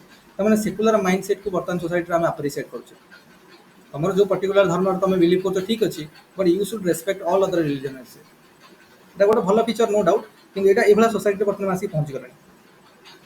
ଏଇଟା ଗୋଟେ ମଡର୍ଣ୍ଣ ସୋସାଇଟିର ଗୋଟେ ଫିଚର ବୋଲି କିଏ ସେ ଷ୍ଟୁଆର୍ଟ ହଲ୍ କହିଲେ, ପଏଣ୍ଟ ଆଉଟ୍ କଲେ। ତାପରେ ଆଉ ଗୋଟେ କଥା ସେ କହିଲେ ଯେ ଆମର ବର୍ତ୍ତମାନ ପଲିଟିକାଲ ଏରେନାରେ କ'ଣ ହେଉଛି ନା, ଯେଉଁମାନଙ୍କର ଯେଉଁ ପାର୍ଟି ଗୁଡ଼ାକର ଗୋଟେ ପର୍ଟିକୁଲାର ରିଲିଜନକୁ ନେଇକି ଇନଫ୍ଲୁଏନ୍ସ ଥିଲା ବା ଗୋଟେ ପର୍ଟିକୁଲାର ରିଲିଜନକୁ ନେଇକି ସେମାନେ ତାଙ୍କର ପାର୍ଟି ବନାଉଥିଲେ, now those party are getting marginalise and those party having wider base of a secular sentiment, secular religion base ନେଇକି ଯେଉଁ ପଲିଟିକାଲ ପାର୍ଟି ମାନେ ଆଗକୁ ଆସିଥିଲେ, now are they getting predominant। ବୁଝୁଛ ନା? ତ ଏଥିରୁ ଜଣାପଡ଼ୁଛି ସେକୁଲାର ମାଇଣ୍ଡ ସେଟ୍ଟା ବା ସେକୁଲାର କ୍ୟାରେକ୍ଟର ପ୍ରତି ଲୋକମାନଙ୍କର ବେଶୀ ଆଟାଚମେଣ୍ଟ ରହୁଛି ବା ଲୋକ ସେଟାକୁ ବେଶୀ ପ୍ରିଫର କରୁଛନ୍ତି ମଡର୍ଣ୍ଣ ସୋସାଇଟିରେ। ତାପରେ ଆଉ ଗୋଟେ ନେକ୍ସଟ ପଏଣ୍ଟରେ ବା 4 ନମ୍ବର ପଏଣ୍ଟରେ ସେ କହିଲେ ଯେ ଆମର ଯେଉଁ ସେତେବେଳେ କ'ଣ ଥିଲା, ସୋସାଇଟିରେ ଯେହେତୁ ଆମର ଲୋକ ସଂଖ୍ୟା କମ୍ ଥିଲା, ଆମମାନଙ୍କର ଡିମାଣ୍ଡ ବି ବହୁତ କମ୍ ଥିଲା। ବୁଝିବ ତ ନାଇଁ? ଆମେ ଦେଖିବ ବହୁତ ପୁରୁଣା ସମୟରେ ଲୋକମାନଙ୍କର ଯେଉଁ ବେସିକ୍ ନିଡ୍ ଆମର ଖାଦ୍ୟ, ବସ୍ତ୍ର, ବାସଗୃହ, ଖାଦ୍ୟ ଆମେ ବହୁତ ସିମ୍ପଲର ଖାଦ୍ୟ ଯାହାକୁ ଆମକୁ ମିଳିଲା, ଯେଉଁଠି ଆମେ ବହୁତ ସିମ୍ପଲ ଖାଦ୍ୟ ଖାଉଥିଲେ, ବହୁତ ହେଲ୍ଦି ସିମ୍ପଲ ଖାଦ୍ୟ ଖାଉଥିଲେ। ଖାଦ୍ୟ ମାନେ ବସ୍ତ୍ର ମନେକର ଜେନେରାଲ ଯେଉଁ ଗୋଟେ ଜଷ୍ଟ ଆମର ଦେହକୁ ଘୋଡ଼େଇବା ପାଇଁ ଯେତିକି ଦରକାର ସେତିକି ପୁରା ବସ୍ତ୍ର ପିନ୍ଧୁଥିଲେ। ତାପରେ ବାସଗୃହ ଗୋଟେ ସିମ୍ପଲ ଘର, କୌଣସି ଯାକ ମାନେ ଇଏ ନାହିଁ ସିମ୍ପଲ ଘର ବନେଇକି ଯେମିତି ରହିବା ପାଇଁ ଗୋଟେ ଖରା ବର୍ଷା ଶୀତରୁ ରକ୍ଷା ପାଇବା ପାଇଁ ଗୋଟେ ଘର ଖଣ୍ଡେ ଦରକାର, ସେଇଭଳିଆ ଲୋକ କରିକି ରହୁଥିଲେ। very simpler attitude थिला, simpler attire थिला, simple lifestyle थिला, सब जिनस simple थिला simple society but traditional society रे तो ग्रेजुअली जेतेबेले लोक माने मॉडर्न सोसाइटी में पहुंचलेनी हमर लोक संख्या बढ़ी गलानी हमर डिमांड बढ़लानी साइंस टेक्नोलॉजी बढ़ला साइंस आगेला से अनुसार टेक्नोलॉजी बढ़िला तो हम मानकर टेस्ट चेंज हो गला आज हमर अटायर चेंज होला हम बहुत माने बहुत पर्टिकुलर हो गले अटायर सेंस रे आम कौन पिंधा लोक मान ड्रेसिंग सेन्स लोक काफी पर्टिकुलर है लोक मान खाइबार लोक मैंने काफी पर्टिकुलर हो गले घर अट्टालिका विभिन्न टाइप लोक बनाऊँ घर स्टाइल काफी कम्प्लेक्स जिन है कौन है ना जिते डिविजन लेवलटा simpler society traditional Hindu society जो बहुत सिंपल लेकिन now that is getting change आ बर्तमान समय बेसी कम्प्लेक्स होगा तमें डिविजन ऑफ लेबरटा बर्तमान कौन है ना स्पेशलाइज आसला स्पेशलाइजेशन आसगला आजिकल देखिए घर बनवाक आगु कौन लोक ये निजे घर सेटअप करके भी तो गाँ गहली भी बना हो लोक निजर गोटे एरिया देखीदे अरे कौन घर हम से अनुसार गोटे मन इच्छा गोटे प्लान बनई इटा कांथ देकी मेज पकई घर बन छात पकईदे ये जिन दरकार हो कि बर्तमान समय हायर सोसाइटी बड़ बड़ अट्टालिका बनाऊँ मॉडर्न सोसाइटी तो थोड़ी सेमती हो ग्राउंड प्लान हम आर्किटेक्चरल प्लान हम लोक लोक जो मिस्त्री सेटअप करेंगे प्लान रे कंस्ट्रक्शन काम हम तापर पुणी इंटीरियर डेकोरेशन हम कलरेसन कौन हम सब लोक स्पेशलाइजेशन लोक आसगले बर्तमान आगुरी लोक गोटे गोटे आम निजे घर करके निजे कलर देकी निजे सब काम करदे एकुड़िया एकुड़िया कारण लेबर कौन स्पेशलाइजेशन ना डिविजन ऑफ लेबर किसी नाला गोटे लोक सब काम करदे तो ग्रेजुअली डिमांड बढ़ला सोसाइटी कम्प्लेक्स है लोक अटायर टेस्ट सब जिन चेंज है बर्तमान सब जिन डिमांड आसीगला मत यही कलर घर दरकार मत यही टाइप माइंड सेट यही टाइप कौन सेटअप दरकार मत यही टाइप इंटीरियर डेकोरेशन दरकार तो सब कम आजिकल कौन सेटअप आसीगला सब स्पेशलाइजेशन आसीगला मोर स्पेसिफिक लोक हो गए बर्तमान ताने कहर उद्देश्य है जे बर्तमान जो सोशल ऑर्डर मान जो थिला based on simple division of labour that is getting decline आम से ट्रेडिशनल हिंदू सोसाइटी रे जो सोशल ऑर्डर थिला जे based on what based on division of simpler division of labour that is getting decline बर्तमान कौन है इमरजेंसी कहार बर्तमान आविर्भाव है न्यू ऑर्डर गोटे आसला न्यू क्लास आसला जो कौन हो based on specialisation division of labour जो based on specialisation emergency of new class elite class middle class lower class विभिन्न क्लास सेगमेंट आसगला क्लास लोक मान ये जिन क्लास आगुरी ना ट्रेडिशनल हिंदू ऑर्गेनाइजेशन में पढ़ुले ट्रेडिशनल सोसाइटी रे क्लास सेंटिमेंट लोक लोक मान क्लास आसीगला आ क्लासटा सब मनी को बेस कर अचीवमेंट को बेस कर काली तुम मनकर जो ये किए से जो विकी कौशल कौन कि आम भाया बीटेक स्टूडेंट गोटे अरे आम भाया गोटे बीटेक करना से कौन कर पकई किंतु मुवी मुवी जाके एक्टिंग कला एक्टिंग फैक्टिंग कला सक्सेस मिलला तेणु से गोटे एलिट ग्रुप को होगा चेंज होगा बर्तमान कैटना केफ को मैरेज करगला तो गोटे एलिट क्लब को पड़लानी बर्तमान ना तो ये जो येटा एटा थ्रू अचीवमेंट हो जो क्लास तुमको मिल तुम एलिट क्लास रे हायर क्लास रे रोज कि मिडिल क्लास रे रोज कल हम जाके आईएएस अफसर हवा कि ओएस अफसर हवा कि कौन गोटे ऑफिसर हवा आम मिडिल क्लास रहा नहीं काली तुम गोटे बड़ टैलेंट को क्रिकेट क्रिकेट खेल तुम हायर लेवल रही है केमी हो the level of the amount of money और अर्निंग रेवेन्यू जनरेटिंग इवन तुम गोटे बड़ गोटे बिजनेस सेट कल अन अकाडेमी मन कर गोटे बिजनेस सेटअप कले बहुत लाभ कले तो बर्तमान हायर क्लास को एलिट क्लास हो गले बर्तमान मॉनेटरी एसेट आम के क्रिएट करुचे से अनुसार आम फाइनेंशियल बेस बनूँ फाइनेंशियल बेस अनुसार सोशल स्टेटस बनूँ तो से अनुसार आम क्लास डिटरमिन हो हायर क्लास अच्छे ना मिडिल क्लास अच्छे ना लोअर क्लास अच्छे तेणु कौन है अरे जो बर्तमान सोसाइटी मॉडर्न सोसाइटी रे न्यू कॉन्सेप्ट ऑफ क्लास आसीगला क्लास रो कॉन्सेप्ट बर्तमान आसला आ पर चैप्टर हम पढ़ानी क्लास स्ट्रक्चर इन इंडिया तो दरकार हम बर्तमान न्यू क्लास आसीगला सब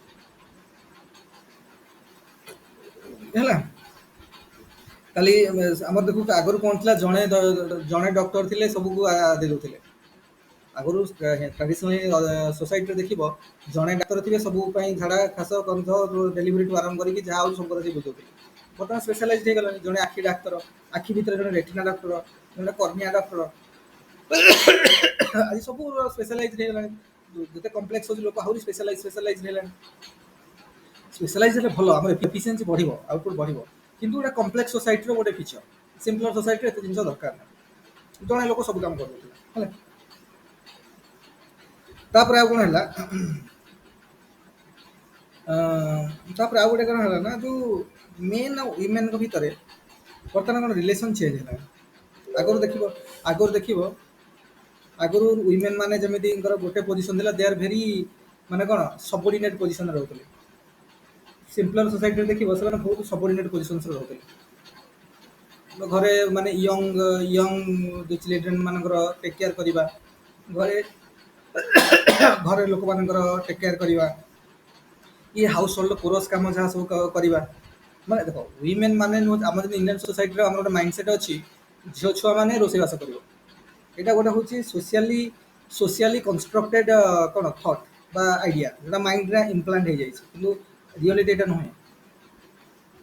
କାରଣ ଗୋଟେ ସୋସାଇଟିରେ ବର୍ତ୍ତମାନ ମଡ଼ର୍ଣ୍ଣ ସୋସାଇଟି ଆମେ ଯେତେ ପହଞ୍ଚିଲାଣି ଆମର ମାଇଣ୍ଡ ସେଟ୍ ଚେଞ୍ଜ ହେଲାଣି। ଆମେ ବର୍ତ୍ତମାନ ରେକଗ୍ନାଇଜ୍ କଲେଣି ଯେ ଗୋଟେ ଗୋଟେ ୱିମେନ୍ର ସୋସିଆଲ ପୋଜିସନ୍ ଯାହା ଗୋଟେ ପୁରୁଷର ବି ସୋସିଆଲ ପୋଜିସନ୍ ସେୟା, ଗୋଟେ ବୟର ସୋସିଆଲ ପୋଜିସନ୍ ଯାହା ଗୋଟେ ଗାର୍ଲର ସୋସିଆଲ ପୋଜିସନ୍ ସେୟା।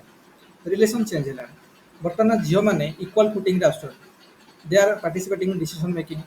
ଇଭିନ୍ ହାୟର ଲେଭେଲ୍ କମ୍ପିଟିସନ୍ ଏକ୍ଜାମ୍ରେ ସେମାନେ ବହୁତ ସକ୍ସେସଫୁଲ୍ ପୋଜିସନ୍ରେ ଆସୁଛନ୍ତି। କମ୍ପିଟେଟିଭ୍ ଏକ୍ଜାମ୍ରେ ବି କାଫି ହାୟର ପୋଜିସନ୍ରେ ସେମାନଙ୍କର କ'ଣ ପୋଜିସନ୍ସ ଆସୁଛି। ତ ଝିଅମାନେ ବି ସବୁ କ୍ଷେତ୍ରରେ କ'ଣ ମାନେ ପୁରୁଷମାନଙ୍କ ସହିତ ଇକ୍ୱାଲ୍ ଫୁଟିଂରେ ବା ଇକ୍ୱାଲ୍ ସୋସିଆଲ ପୋଜିସନ୍ରେ ଆସୁଛନ୍ତି। ତେଣୁ ଫ୍ୟୁଡାଲ୍ ସୋସାଇଟି ବା ଟ୍ରାଡିସନାଲ୍ ସୋସାଇଟିରେ ଯେଉଁଠି ନାରୀମାନଙ୍କୁ ବା ୱିମେନ୍ ମାନଙ୍କୁ ଗୋଟେ ସବଜୁଗେଟ୍ କରିକି ସବଜୁଗେସନ୍ରେ ରଖାହେଉଥିଲା ବା ଗୋଟେ ସବଅର୍ଡିନେଟ୍ ପୋଜିସନ୍ରେ ରଖାହେଉଥିଲା, that scenario has been completely change now. ଯଦି ବା କମ୍ପ୍ଲିଟଲି ଆମେ ଲେଖିବାନି କିନ୍ତୁ ଚେଞ୍ଜ ନା କେଉଁ ସମୟରେ ଯେଉଁଠି ଶିକ୍ଷିତ ଲୋକ ରହୁଛନ୍ତି ଜିନିଷ ବର୍ତ୍ତମାନ ଚେଞ୍ଜ ହେଇଗଲାଣି। ଏବେ କ'ଣ ମେନ୍ ଆଉ ୱିମେନ୍ ମଧ୍ୟରେ ରିଲେସନ୍ ଇକ୍ୱାଲ୍ ଲେଭେଲରେ ଆସିଗଲାଣି। କିଏ କାହାର ସବଅର୍ଡିନେଟ୍ ନୁହଁ କି କେହି ସୁପିରିୟର ନୁହଁ, ସମସ୍ତେ ଇକ୍ୱାଲ୍। ଏଇ ଟାଇପ୍ର ଜିନିଷ ମାଇଣ୍ଡ ସେଟ୍ ଆସିଗଲାଣି। ତାପରେ ଆଉ ଗୋଟେ ହେଲାଣି କ'ଣ ନା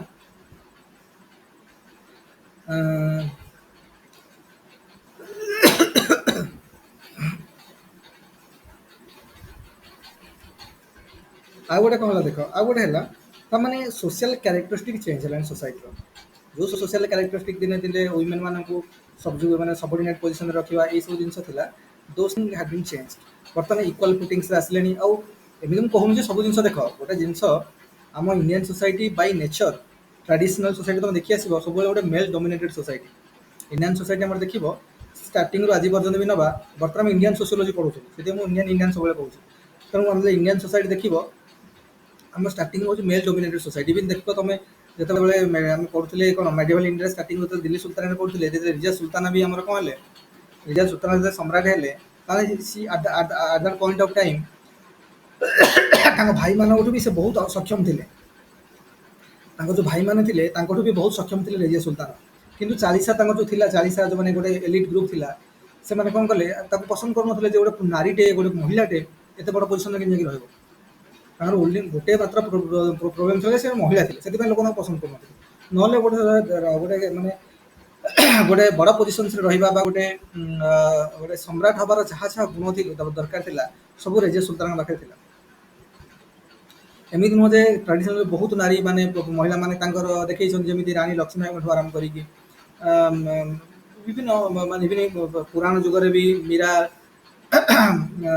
ରାଧା ଏମାନଙ୍କ କଥା ବି ପୁରାଣରେ ବି କୁହାହେଉଛି। ଏମାନଙ୍କ ସବୁ ମାନେ କି ଦ୍ରୌପଦୀଙ୍କ କଥା ମହାଭାରତରେ କୁହାଯାଉଛି, ଏମାନେ ବି ସୀତାଙ୍କର କଥା ଆମର ରାମାୟଣରେ କୁହାଯାଇଛି। ତ ଆମର ପୁରାଣରେ ହେଲା, ବିଭିନ୍ନ ଲୋକ କଥାରେ ହେଲା, ଇଭିନ୍ ଆମ ହିଷ୍ଟ୍ରିରେ ହେଲା, ନାରୀମାନେ କାଫି ବହୁତ ଭଲ ଭଲ ପୋଜିସନ୍ସରେ ଆଉ ତାଙ୍କର ଏଇଭଳିଆ ପୋଜିସନ୍ ସୋସିଆଲ ପୋଜିସନ୍ କ୍ରିଏଟ୍ କରିଛନ୍ତି ଯାହାର ଗାଥା ଆଜି ପର୍ଯ୍ୟନ୍ତ ବି ଲୋକ କହୁଛନ୍ତି। ବୁଝୁଛ ନା ନାଇଁ? ତେଣୁ ଏଇ ଜିନିଷର ଇନିସିଏଟ୍ ହେଇକି ବର୍ତ୍ତମାନ ସମୟରେ ଆମ ସୋସିଆଲ କ୍ୟାରେକ୍ଟର କାଫି ଚେଞ୍ଜ ହେଇଗଲାଣି। ଏବେ ନାରୀ ପୁରୁଷ ଭିତରେ ଡିଷ୍ଟିଂସନ୍, ଲୋକମାନେ ଆଗରୁ ଝିଅ ଜନ୍ମ ହେଲେ ଲୋକ, ଏବେ ବି ଲୋକ କିଛି କିଛି ଲୋକ ମନ ଦୁଃଖ କରୁଛନ୍ତି, କିନ୍ତୁ ଆଜିକାଲି ଲୋକଙ୍କର କାଫି ଜିନିଷ ଲୋକ ମନ ଦୁଃଖ କରୁନାହାନ୍ତି। ଝିଅ ହଉ ପୁଅ ହଉ, ଇଭିନ୍ ଦୁଇଟା ଝିଅ ହେଲେ ଲୋକ ବି କହୁଛନ୍ତି କିଛି ଟେନସନ୍ ନାହିଁ। ଏବେ ବି କିଛି ଶିକ୍ଷିତ ଲୋକ ଅଛନ୍ତି ଯେଉଁମାନଙ୍କୁ ପୁଅ ବି ଦରକାର, ଏବେ ବି ତାହେଲେ ପୁଅଟା ହେଲେ ଘରେ ରହିବ ନା। ଏବେ ବି ମାଇଣ୍ଡ ସେଟ୍ ଚେଞ୍ଜ ହେଇନି, କମ୍ପ୍ଲିଟଲି ଚେଞ୍ଜ ହେଇନି, କିନ୍ତୁ କାଫି ଟୁ ସମ୍ ଏକ୍ସଟେଣ୍ଟ ବା କାଫି ଏକ୍ସଟେଣ୍ଟ ଲୋକଙ୍କର ମାଇଣ୍ଡ ସେଟ୍ ଚେଞ୍ଜ ହେଲାଣି। ତାପରେ ଆଉ ଗୋଟେ କଥା କ'ଣ ହେଇଛି ଦେଖ,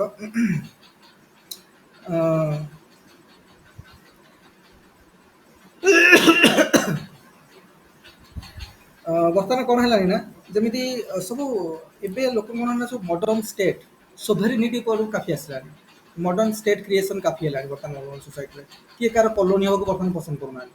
ଆଗରୁ ଯେମିତି ସବୁ କଲୋନି ଥିଲା, ଯେତେବେଳେ ବି ଆମର ନାଇନଟିନ୍ଥ ସେଞ୍ଚୁରୀରେ 20th ସେଞ୍ଚୁରୀରେ ମାନେ first half of 20th century ଆମେ ବି କଲୋନି ଥିଲେ ନା, ଇଂଲିଶ ଲୋକଙ୍କର କଲୋନି ଥିଲେ। ଏମିତି କୋଉଠି କିଛି ନେସନ୍ ଥିଲା, କିଏ ଫ୍ରେଞ୍ଚ କଲୋନି ଥିଲା, ପର୍ତ୍ତୁଗୀଜ ଲୋକଙ୍କର ବି କଲୋନି ଥିଲା। ତ କିଏ କେଉଁ ଦେଶର ସବୁ ସଜରିନିଟି ମାନେ ବସତା ସ୍ୱୀକାର କରୁଥିଲେ। ତେଣୁ ଏଇ ଟାଇପ୍ର ଜିନିଷଟା ବର୍ତ୍ତମାନ ଆଉ ନାହିଁ, କାଫି ଚେଞ୍ଜ ହେଇଗଲାଣି। ଲୋକ ଚାହୁଁଛନ୍ତି ଇଣ୍ଡିପେଣ୍ଡେଣ୍ଟ ହେବା ପାଇଁ, ଲୋକ ଚାହୁଁଛନ୍ତି ନିଜର ସଭରେନିଟି ବଜାୟ ରଖିବା ପାଇଁ, ନିଜର ଡିସିସନ୍ ନିଜେ ନେବା ପାଇଁ, ୱାର୍ଲଡ ଆରେନାରେ ନିଜର ଗୋଟେ ଆଇଡେଣ୍ଟିଟି କ୍ରିଏଟ୍ କରିବା ପାଇଁ, ଡେମୋକ୍ରାଟିକାଲି ଫଙ୍କସନ୍ କରିବା ପାଇଁ। କାଫି ମୋନାର୍କି ଟାଇପ୍ର କନସେପ୍ଟ ଆଉ ନାହିଁ, ତେଣୁ ରାଜା ରହିବେ ସେ ଶାସନ କରିବ ଏଇ ଟାଇପ୍ର ନାହିଁ। ଲୋକ ଡେମୋକ୍ରାସି ଆଡ଼କୁ ମାଇଣ୍ଡ ସେଟ୍ ଗଲାଣି। ଏଇସବୁ ଜିନିଷ ଗୁଡ଼ା ହେଉଛି ମଡର୍ଣ୍ଣ ସୋସାଇଟିର କ୍ୟାରେକ୍ଟରିଷ୍ଟିକ୍ ଗୁଡ଼ାକ ସବୁ ବୋଲି କିଏ ସେ ଷ୍ଟୁଆର୍ଟ ହଲ୍ କହୁଛନ୍ତି, ଆଇଡେଣ୍ଟିଫାଇ କରିଛନ୍ତି ହେଲା। ଲୋକମାନଙ୍କର ଆରିଷ୍ଟୋକ୍ରାସି, ମୋନାର୍କି ଏଗୁଡ଼ା ସବୁ କ'ଣ କଲେ, ଏଗୁଡ଼ାକ ଆଉ ପସନ୍ଦ କରୁନାହାନ୍ତି। ଯେମିତିକି ଫ୍ରାନ୍ସରେ ଆମର ଯେତେବେଳେ ଇଣ୍ଡଷ୍ଟ୍ରିଆଲ ରିଭଲ୍ୟୁସନ୍ ହେଲା ଇଂଲଣ୍ଡରେ, କି ଫ୍ରେଞ୍ଚ ରିଭଲ୍ୟୁସନ୍ ହେଲା, ଏଇସବୁ ଜିନିଷକୁ ନେଇକି ହେଲା। ଲୋକ ଆଉ ଆରିଷ୍ଟୋକ୍ରାସିକି ପସନ୍ଦ କଲେ, ଲୋକ ଆଉ ଏଇ ଜିନିଷକୁ ପସନ୍ଦ କଲେ। ଲୋକଙ୍କର ଦରକାର ଡେମୋକ୍ରାଟିକ୍ ମାଇଣ୍ଡ ସେଟ୍, ରିପବ୍ଲିକ୍ ଆଡ଼କୁ ଲୋକମାନଙ୍କର ମାଇଣ୍ଡ ସେଟ୍ ଗଲା। ଇଲେକ୍ସନ୍ ଆଡ଼ିକି କୌଣସି ଜିନିଷ ହେବ ଥ୍ରୁ ଇଲେକ୍ସନ୍ ହେବ, ଆଉ ମୋନାର୍କି ହେରିଡ଼ିଟାରୀ ପୋଷ୍ଟ କିଛି ରହିବନି। ଏଇ ଟାଇପ୍ର ଜିନିଷ ଲୋକମାନଙ୍କର ମାଇଣ୍ଡ ସେଟ୍କୁ କ'ଣ ହେଲା, ପ୍ରିଡୋମିନେଟ୍ କଲା। ତେଣୁ କାଫି ଜିନିଷ ଆସ୍ତେ ଆସ୍ତେ ଚେଞ୍ଜ ହେଲାଣି।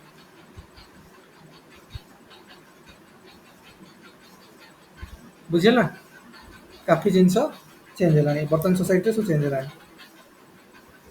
ତାପରେ ଆଉ ଗୋଟେ ମେନ୍ ଜିନିଷ ହେଲା କ'ଣ ନା, ଲୋକମାନେ କାଫି ଡେମୋକ୍ରାଟିକ୍ ହେବାକୁ ଚେଷ୍ଟା କଲେ। ପ୍ରାୟ ଜିନିଷ ଦେଖ ପୁରୀ ୱାର୍ଲଡରେ କାଫି କଣ୍ଟ୍ରି ଡେମୋକ୍ରାଟିକ୍ ସେଟଅପ୍ରେ ଅଛନ୍ତି, ସମସ୍ତେ ଡେମୋକ୍ରାସିକୁ ପ୍ରିଫର୍ କଲେଣି। ଆଉ ସେଇ ମୋନାର୍କିରେ ରହିବା, ହେରିଟାରୀ ପୋଷ୍ଟ ରହିବ, କିଙ୍ଗ କୁଇନ୍ ଏଇ ଟାଇପ୍ର ଲୋକ ପସନ୍ଦ କରୁନାହାନ୍ତି। ତେଣୁ ଏଇ ଜିନିଷ ଆମେ ଗତିଶୀଳ ହେଇଗଲାଣି ସୋସାଇଟି ଆମର। ତାପରେ ଏବେ ନୂଆ ଯେମିତି ଆମେ ଇଏ ହେଲା, ତ ଇଏ ତ ଫ୍ରେଞ୍ଚ ରିଭଲ୍ୟୁସନ୍ ଆମେ ଶିଖିଲେ। ଆମେ ଫ୍ରେଞ୍ଚ ରିଭଲ୍ୟୁସନ୍ ଆଉ ଇଏ ପଢ଼ିନାହାନ୍ତି, ପଢ଼ିବା ଚାପ୍ଟର 1 ପେପର 1ର କରିବା ପୁଣି ସେଗୁଡ଼ା ଫ୍ରେଞ୍ଚ ରିଭଲ୍ୟୁସନ୍ ତ ଏଗୁଡ଼ା ସବୁ ଆସିଲା। କିନ୍ତୁ ଆମର ଯେଉଁ ଇଣ୍ଡଷ୍ଟ୍ରିଆଲ ରିଭଲ୍ୟୁସନ୍ ହେଲା କେଉଁଠି ଇଂଲଣ୍ଡରେ ବା ବ୍ରିଟେନରେ, ତ ସେଠୁ ଆମକୁ କ'ଣ ଜଣାପଡ଼ିଲା ଯେ ସାଇନ୍ସ ଲୋକ ପୁରା ହୋଲ୍ ୱାର୍ଲଡରେ ସାଇନ୍ସ ବି ଡୋମିନେଟ୍ କରିଗଲା। ସାଇନ୍ସ ଟେକ୍ନୋଲୋଜି ଡୋମିନେଟ୍ କରିବା ଲାଗିଲା। ପୁରା ମଡର୍ଣ୍ଣ ଇକ୍ୟୁପମେଣ୍ଟ ବାହାରିଲା, ରେଲୱେ ଯେମିତି ଉଦ୍ଭାବନ ହେଲା, ଏରୋପ୍ଲେନ୍ ଯେଉଁ ଉଦ୍ଭାବନ ହେଲା, ଲୋକଙ୍କର ବିଭିନ୍ନ ଟେକ୍ନୋଲୋଜିକି ୟୁଜ୍ କରିକି ବିଭିନ୍ନ ଇକ୍ୟୁପମେଣ୍ଟ ୟୁଜ୍ କଲେ। ତ ଲୋକମାନଙ୍କର ଲାଇଫ୍ ଷ୍ଟାଇଲ୍ ଚେଞ୍ଜ ହେଲା।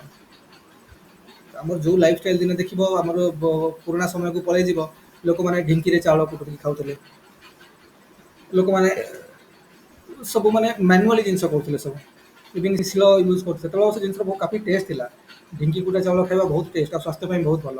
ଇଭିନ୍ ଶିଳରେ ଯେଉଁ ମସଲା ମସଲି କୁଟାକୁଟି କରିବା, ଲୋକ ଏସବୁ ଜିନିଷ କରୁଥିଲେ, ମାନୁଆଲି ଜିନିଷ କରୁଥିଲେ। କିନ୍ତୁ ଗ୍ରାଜୁଆଲି ତାର ସବୁ ଜାଗା ଗୁଡ଼ାକ ବର୍ତ୍ତମାନ ମଡର୍ଣ୍ଣ ଇକ୍ୟୁପମେଣ୍ଟ ରିପ୍ଲେସ୍ ହେଇଗଲାଣି। ଆଜି ଆମେ ଗ୍ରାଇଣ୍ଡର ୟୁଜ୍ କରୁଛେ, ଆଜି ଆମେ ମିଲ୍ସରେ ବିଭିନ୍ନ ପ୍ରକାର ମିଲ୍ରେ ଧାନ ଚୁରା ହେଉଛି ବର୍ତ୍ତମାନ, କି ରୋଷେଇ ସାମାନ ଗୁଡ଼ାକ ଆଜିକାଲି କାଫି ଇକ୍ୟୁପମେଣ୍ଟ ଆମର ସବୁ ମେକାନାଇଜ୍ଡ ହେଇଗଲାଣି। ପ୍ରେସର କୁକରଠୁ ଆରମ୍ଭ କରିକି ମାଇକ୍ରୋ ଓଭନଠୁ ଆରମ୍ଭ କରିକି କ'ଣ କ'ଣ ସବୁ ବିଭିନ୍ନ ଜିନିଷ ଆଜିକାଲି ଆସିଗଲାଣି ମାର୍କେଟ, ଯେଉଁଟାକି ହ୍ୟୁମାନ୍ ଲେବରକୁ ବହୁତ ମିନିମାଇଜ୍ କଲା, ହ୍ୟୁମାନ୍ ଲାଇଫଷ୍ଟାଇଲକୁ ବି ଚେଞ୍ଜ କଲାଣି। ହ୍ୟୁମାନ୍ ଲେବରକୁ ମିନିମାଇଜ୍ କଲା, ହ୍ୟୁମାନ୍ ଲାଇଫଷ୍ଟାଇଲ ଚେଞ୍ଜ କଲା, ସୋସାଇଟି ମଡର୍ଣ୍ଣ ହେଲା, ଲୋକଙ୍କର ଚିନ୍ତାଧାରା ଚେଞ୍ଜ ହେଲା। ତା ମାନେ materialistic part of culture is getting change now, ଗୋଟେ ନ୍ୟୁ ଫର୍ମ କଲେଣି। ଆଉ ସେଇ ଅନୁସାରେ ଆମ ନନ୍ ମ୍ୟାଟେରିଆଲିକ୍ ପାର୍ଟ ବି, ଆମ କଲଚର, ଆମ ଭ୍ୟାଲ୍ୟୁଜ୍, ଆମ ଥଟ୍ସ, ସେ ଅନୁସାରେ ବି ଆଲାଇନ୍ ହେଇ ଚାଲିଛି ଗ୍ରାଜୁଆଲି ଦିନକୁ ଦିନ। ଆମେ ଜିନିଷକୁ ସେତେ ଆଡପ୍ଟ କରିକି ନେଉଛନ୍ତି। ଦିନ ଥିଲା ଆମେ ମୋବାଇଲ ଚଲେଇବା ଶିଖିନଥିଲେ, ଟେଲିଫୋନ୍ରେ କଥା ହେବା ଆମେ ଜାଣିନଥିଲେ। ଗାଁରେ ଗୋଟେ ଘରେ କି ଗୋଟେ ଟେଲିଫୋନ୍ ରହୁଥିଲା, ଫୋନ୍ ଆସିଲେ ତାଙ୍କ ଘରକୁ ଯିବାକୁ ପଡ଼ୁଥିଲା, ଅପେକ୍ଷା କରିବାକୁ ପଡ଼ୁଥିଲା, କି ସ୍କୁଲ ଘରେ କି କେଉଁଠି ରହୁଥିଲା। ଦିନରେ କଲ୍ କରିବ, ରାତିରେ କଲ୍ କଲେ କେହି ଯାଇପାରୁଥିଲେ। ସେତିକି ଜରୁରୀ ପରିସ୍ଥିତି ହେଲେ ରାତିରେ କଲ୍ କରିବେ, ରାତିରେ କଲ୍ ଆସିଲେ ଡରି ଯାଉଥିଲା, କିଛି ଗୋଟେ ଖରାପ ପରିସ୍ଥିତି ପଡ଼ିଗଲେ କେତେ ରାତିରେ କ'ଣ କଲ୍ ଆସିଛି। ବର୍ତ୍ତମାନ ସିନାରୀ ଚେଞ୍ଜ ନା। ଆଜି କଥା କହି କହି ଶୋଇ ଯୁଆଡ଼େ ଯିବା, ସେଠି ଛାତ ଉପରେ ରାସ୍ତାରେ ଯିଏ ଯୁଆଡ଼େ ଯିବା, ଲୋକ ମୋବାଇଲ ୟୁଜ୍ କଲେ। ମୋବାଇଲରେ ଲୋକ ସବୁ ଟିଭିଠୁ ଆରମ୍ଭ କରିକି ଅଫିସର କାମଠୁ ଆରମ୍ଭ କରିକି ଏଭ୍ରିଥିଙ୍ଗ ଗୋଟେ ଛୋଟିଆ ମାଇଣ୍ଡ ଗୋଟେ ହ୍ୟାଣ୍ଡ ସେଟ୍ରେ ସବୁ କାମ ହେଇଯାଉଛି। ତାମାନେ ଟେକ୍ନୋଲୋଜି ଆମ ଲାଇଫକୁ ଇଜି କରିବା ସହିତ, ଆମ ଲେବରକୁ କମ୍ କରିବା ସହିତ, ଆମ ଲାଇଫଷ୍ଟାଇଲକୁ କାଫି ଏକ୍ସଟେଣ୍ଡ ଚେଞ୍ଜ କରିସାରିଲାଣି। ତେଣୁ ମଡର୍ଣ୍ଣ ସୋସାଇଟିରେ କ'ଣ ହେଲା, ସାଇନ୍ସ ଆଉ ସାଇଣ୍ଟିଫିକ୍ ରାଇଜ୍ ହେଲା, ସାଇଣ୍ଟିଫିକ୍ ଥଟ୍ ପ୍ରୋସେସ୍ର ରାଇଜ୍ ହେଲା, ରାସନାଲିଜିମ୍ ଆସିଲା। ଲୋକ ସବୁ ଜିନିଷ ବ୍ଲାଇଣ୍ଡଲି ବିଲିଭ୍ କଲେ। ଲଜିକ୍ ମାଧ୍ୟମରେ, ଲଜିକ୍ ୟୁଜ୍ କରିକି, ଥଟ୍ ପ୍ରୋସେସ୍ ୟୁଜ୍ କରିକି, କଜ୍ ଇଫେକ୍ଟ ଆନାଲିସିସ୍ କରିକି, ତାର କନସିକ୍ୱେନ୍ସେସ୍ କ'ଣ ହେବ ସେ ଭିତରେ ଜାଣିକି, ସବୁ ଜିନିଷ ଲୋକ ଭାରି କାଫି ପ୍ରାଗ୍ମାଟିକାଲି ଜିନିଷ ଡିସିସନ୍ ନେଉଛନ୍ତି ବର୍ତ୍ତମାନ ହେଲା। ରାସନାଲିଜିମ୍ ଆସିଗଲାଣି, ବା ଗୋଟେ ରାସନାଲିଷ୍ଟ ୱେରେ ଆମେ ବର୍ତ୍ତମାନ ଦୁନିଆକୁ ଦେଖୁଛେ। ଗୋଟେ ଦାଟ୍ ଇଜ୍ ତା ମାନେ କହିବା କଥା ହେଲା ଯେ ସୋସାଇଟିର ଗୋଟେ ଇଣ୍ଟେଲେକ୍ଚୁଆଲ କ୍ୟାରେକ୍ଟରିଷ୍ଟିକ୍ ଆସିଗଲାଣି, ବା ଇଣ୍ଟେଲେକ୍ଚୁଆଲ ଆସେଟ୍କୁ ଲୋକମାନେ ଗ୍ରାଜୁଆଲି କ'ଣ ଦେବା। ମେ ବି ଇଣ୍ଡିଆନ୍ ସୋସାଇଟିରେ ଲୋକ ଏତେ ବୁଝିନାହାନ୍ତି, କିନ୍ତୁ ୱେଷ୍ଟର୍ଣ୍ଣ ସୋସାଇଟିରେ, ବାହାର ସୋସାଇଟି ଗୁଡ଼ାକରେ ଇଣ୍ଟେଲେକ୍ଚୁଆଲ ଆସେଟ୍କୁ ଲୋକ ବି ପ୍ରାୟୋରିଟି ଦେଲେଣି। ଆମର ବାହାର ସୋସାଇଟି ଗୁଡ଼ାକରେ ଯାଇ ଦେଖିବ, ଯଦି ୟୁରୋପିଆନ୍ ସୋସାଇଟି ହେଲା କି ଆମେରିକାନ୍ ସୋସାଇଟି ହେଲା, ତ କାଫି କ'ଣ ହେଉଛି ନା, ଲୋକ ଇଣ୍ଟେଲେକ୍ଚୁଆଲ ଆସେଟ୍ ବି କାଫି ପ୍ରାୟୋରିଟି ଦେଉଛନ୍ତି। ତାପରେ ସୋସାଇଟି ଇଣ୍ଟେଲେକ୍ଚୁଆଲ ହେଲାଣି, ବା ଇଣ୍ଟେଲେକ୍ଚୁଆଲ କ୍ୟାରେକ୍ଟରିଷ୍ଟିକ୍ ସୋସାଇଟିର କାଫି ଡୋମିନେଟ୍ କଲାଣି ଦିନକୁ ଦିନ। ତେଣୁ ଏଇ ପ୍ରକାର ଛଅଟା କ୍ୟାରେକ୍ଟରିଷ୍ଟିକ୍ ସେ ଷ୍ଟୁଆର୍ଟ ହଲ୍ ଡିଫାଇନ୍ କଲେ ଯେ modern Hindu organise Hindu organisation जो modern Hindu traditional Hindu organisation देखिले मॉडर्न हिंदू ऑर्गेनाइजेशन रे ये काफी जिन सब बर्तमान चेंज हो सारा बर्तमान समय एत जिन सब चेंज है तेणु कहबार उद्देश्य है तेणु जो ट्राडिशनल सोसाइटी दिन रिचुआल्स को लेकिन कस्टम्स को लेकिन कलेक्टिविटी को लेकिन से समय देख आमर एकजुटता आम सब छोट छोट गाँ गहली भी देख ट्राइबल सोसाइटी जीव लोक सब एकाठी रहा कौन पूजा पर्वाणी देख आगु दशहरा फसरा है कि कौन भी पश्चिम ओडिशा जीव देख नुआखाई समय सब लोग आसी एकाठी जाते किए कौटी अच्छी कौन समस्ते पर्टिकुलर फेस्टिवल को आसवा समस्त एकाठी होगा आसवा समस्त मैंडेटरी था समस्त आसवा समस्त गेट टुगेदर हम मिसवा कारण से रिलेसनटा को जो आम जो माने कौन जो किनशिप रिलेसन थी बहुत स्ट्रंग थी बट दैट वाज वेरी कौन किनशिप रिलेसन वाज वेरी कौन रे kinship relation was predominating at that time तो आम आम रिलेटिव्स मान डकई जिन सब आम करें मिलमिशिक ये करके जिन करें कि बर्तमान समय ना लोक जाऊना ए किए जाऊँगी छाड़ बंधु बांधव किए डाकुची छाड़ निजे निजे कर दियो सेलिब्रेट कर दियो किए क्या डाकुची तो ग्राजुआली एवं बर्थडे सेलिब्रेशन निज परिवार भितर करवा क्लोज सर्किट रे करवा लोक नुआ डेफिनेशन दौरान बर्तमान कहीं ना क्लोज सर्किट किसी लोक थे बुझे ना इवन भी बर्थडे तो हजबैंड वाइफ निजे निजे भितर भी कर दौर आउ बाहर लोक डाकुना तो ग्राजुआली कौन कि जो किनशिप रिलेसनटा आज वीक हो गला सहित आगुर जो कस्टम रिचुआल्स कलेक्टिविटी आम थी कलेक्टिविजम थी गोटे मेकानिकल सॉलिडारिटी जो कहते से जिनसा ना आम जब कल देखिए गोटे गेट टुगेदर किए करुँच कल देखिए गोटे बिजनेस पर्सन को मनकर कौन गोटे बड़ा अवार्ड फवार्ड मिल जाए कौन गोटे गेट टुगेदर कर तार माने कौन अच्छी स्वार्थ निहित अच्छी से क्या डकैब मिनिस्टर को बड़ सेक्रेटरी बड़ बड़ गवर्नमेंट पोजिशन थी डीजी को डीआईजी को कि मिनिस्टर को कि बड़ सोशल सर्विस जो आम सोशल सर्विस जो मैंने स्वर उत्तोलन कर कारण सी चाहूँ एम सहित गुड रापर रहा दरकार मो कम भल ना कल के जोड़ा इग्नेस्ट स्वर उत्तोलन करदेला कल पुलिस मान कम पड़ पाए कि मेडिसिन प्रोफेसर डॉक्टर के बड़ बड़ पोजिशन अच्छा कम पड़ पाए मिनिस्टर मान कम पड़ पाए तो से सब मुझे भल रिलेसन मेंटेन कर रखी ताने बर्तमान आम जो रिलेसन मेंटेन कर पछे स्वार्थ निहित अच्छी कहीं आउ तो क्या डाकुना ये कहीं डका मेनली कारण एम सोशल पोजिशन भल अच्छी सोसाइटी काफी इन्फ्लुएंस अच्छी तो से लोक आमको रिकग्नाइज कर हायर सोसाइटी बर्तमान सामिल हो गला तेणु बर्तमान ये जिनस कौन है गोटे इंटरेस्ट आसला लोक कौन सेल्फ सेंट्रिक हो गला आ लोकर जो माने इंटरेस्ट ना निजर जो स्वार्थ ना से लोक करने राजी होना तो ग्राजुआली ये जिनसा कलेक्टिविटीटा गोटे ना मेकानिकल कलेक्टिविटी मेकानिकल सॉलिडारिटीटा बर्तमान कौन ऑर्गेनिक सॉलिडारिटी को कन्वर्ट हो सारा आउ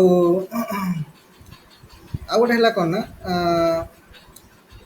आम जो कम्युनिटी ओनरशिप थी कम्युनिटी ओनरशिप है कि मनकर सिंपल डिविजन ऑफ लेबर है कंटिन्यूटी आम सोसाइटी ये जो कैरेक्टरिस्टिक माने सिंपलर सोसाइटी देखिए कम्युनिटी माने कह कम्युनिटी ओनरशिप माने आम ये रिकग्नाइज करें आम क्लब घर कि आम गाँव रोटे कम्युनिटी कम कि प्लेग्राउंडा कि पोखरीटा गाँ पोखरी ये समस्त टाइप आम कम्युनिटी ओनरशिप थी तापर आम काफी रोते लोक स्टार्टिंग टाइम देखो कम्युनिटी ओनरशिप मैंने आज पोखरी बहुत अलिया होगा समस्त मिसिक सजाड़ा समस्त मिसिक सफा करदे कि कल क्लब घरटा कंस्ट्रक्शन समस्त कर समस्त उपयोग ना कि कल रास्ता कोड़ी तो खराब हो जाए लोक निजे पत्र निजे नहीं रास्ता से पकई दूसरे गोड़ी माटी पकई समतल कर दूसरे लोक कम्युनिटी ओनरशिप था से बर्तमान हूँ नहीं कहल पे पोखरी सफा करें केजन जी आजिकल लोक तो पोखरी पशा डर लगे पहरा कहीं शिखुना कारण समस्त छुआ बेल बाथरूम गाधे ट्यूब्रे गाधे पोखरी जाऊना आगु 5-6 वर्ष लोक भी पहरा शिखी जाऊला पिलाटी छोट पिलाटी स्कूल पढ़ला बेलू लोअर प्राइमरी स्कूल पढ़ला बेलू पहरा शिखी जाऊला स्विमिंग चलता गाँ पोखरी गाधे गाधे बर्तमान ना लोक पोखरी बुड़ी लोक सफा सफाई दल फल सफा करते कम्युनिटी ओनरशिप था क्या डिपेंडेंट ना बर्तमान कौन कहे गवर्नमेंट कर सब इवन गोटे रास्ता कोई खाल हो जाए पढ़ी पर 10-15 जन मरीजे से लोक करेंगे जाए फोन हो गवर्नमेंट को गवर्नमेंट करूनी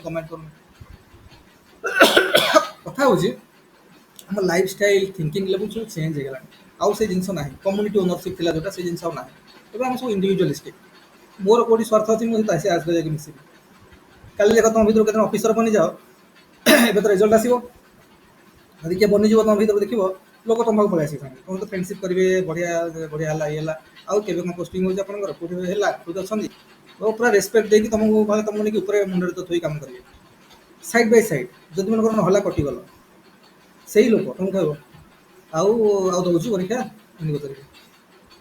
जो से तुम तुम कर कथबार्ता करते ସେଇଠି ଆରମ୍ଭ ହେଇଯିବ। ଆଉ ପରୀକ୍ଷା ଦଉଛୁ ତା ମାନେ ବର୍ତ୍ତମାନ କାଫି ଲୋକ ଇଣ୍ଡିଭିଜୁଆଲ ସେଣ୍ଟେଡ। କାରଣ ତମେ ଗୋଟେ ବଡ଼ ପୋଜିସନ୍ସକୁ ଗଲ, ତାଙ୍କର ଇଣ୍ଟରେଷ୍ଟ ଅଛି ତମ ସହିତ କିଛି ମିଳିବ କି ଭବିଷ୍ୟତ ତମକୁ କିଛି ହେଲ୍ପ କରିବ କି କ'ଣ, ସେଥିପାଇଁ ତମ ସହିତ ଗୋଟେ ଗୁଡ୍ ର୍ୟାପୋ ମେଣ୍ଟେନ୍ କରିବାକୁ ଚେଷ୍ଟା କରୁଛନ୍ତି। ତମେ ଯୋଉଠି ସେଇଠି ଫେଲୁଅର ହେଇଗଲ, ଲୋକ ଜାଣିଲେ ଯେ ଆ ପାଖରେ କିଛି ଆମର ଇଣ୍ଟରେଷ୍ଟ ନାହିଁ, ତ ସେଇଠି ସେ ତାଙ୍କର ର୍ୟାପୋ ଭଲ ରଖିବେନି, କାରଣ ଯିବେ ବି ତମକୁ ଅନେଇବେନି, ପଚାରିବେନି। ବୁଝିପାରୁଛ ନା ନାଇଁ? ମୁଁ କହିବାର ଉଦ୍ଦେଶ୍ୟ ହେଲା ସୋସାଇଟି ଆମର ଏଇଭଳିଆ ଚେଞ୍ଜ ହେଇସାରିଲାଣି ବର୍ତ୍ତମାନ। ଦେଖ ସୋସିଓଲୋଜି ପଢ଼ିବା ଇଣ୍ଟରେଷ୍ଟିଂ ଏଥିପାଇଁ, କାରଣ ସୋସିଓଲୋଜି ଯାହା ସବୁ ପଢ଼ିବା ଆମେ ସବୁ କମନ୍ ଲାଇଫ୍ରେ ଡେ ଟୁ ଡେ ଲାଇଫ୍ରେ ସବୁ ଏକ୍ସପିରିଏନ୍ସ କରୁଛେ ସେଇ ଜିନିଷ ଗୁଡ଼ାକ। ଆମେ ସମସ୍ତେ ମିଡିଲ୍ କ୍ଲାସ୍ ହେଲା, ମିଡିଲ୍ କ୍ଲାସ୍ ବେଶୀ ତ ଏଇ ଯେଉଁ ସିଭିଲ୍ ସର୍ଭିସ୍ କିଏ ପ୍ରିପେୟାର ହେଉଛି? ଥୋଡ଼ି ଶାହରୁଖ ଖାଁ ପୁଅ ସିଭିଲ୍ ସର୍ଭିସ୍ ପ୍ରିପେୟାର ହେବ? ସେଗୁଡ଼ାକ ମୂର୍ଖ ଗୁଡ଼ା, ତାଙ୍କ ଦ୍ୱାରା ପ୍ରିପେୟାର କଲେ ବି ତାଙ୍କ ଦ୍ୱାରା କିଛି ହେବନି। ବୁଝୁଛ ନା ନାଇଁ?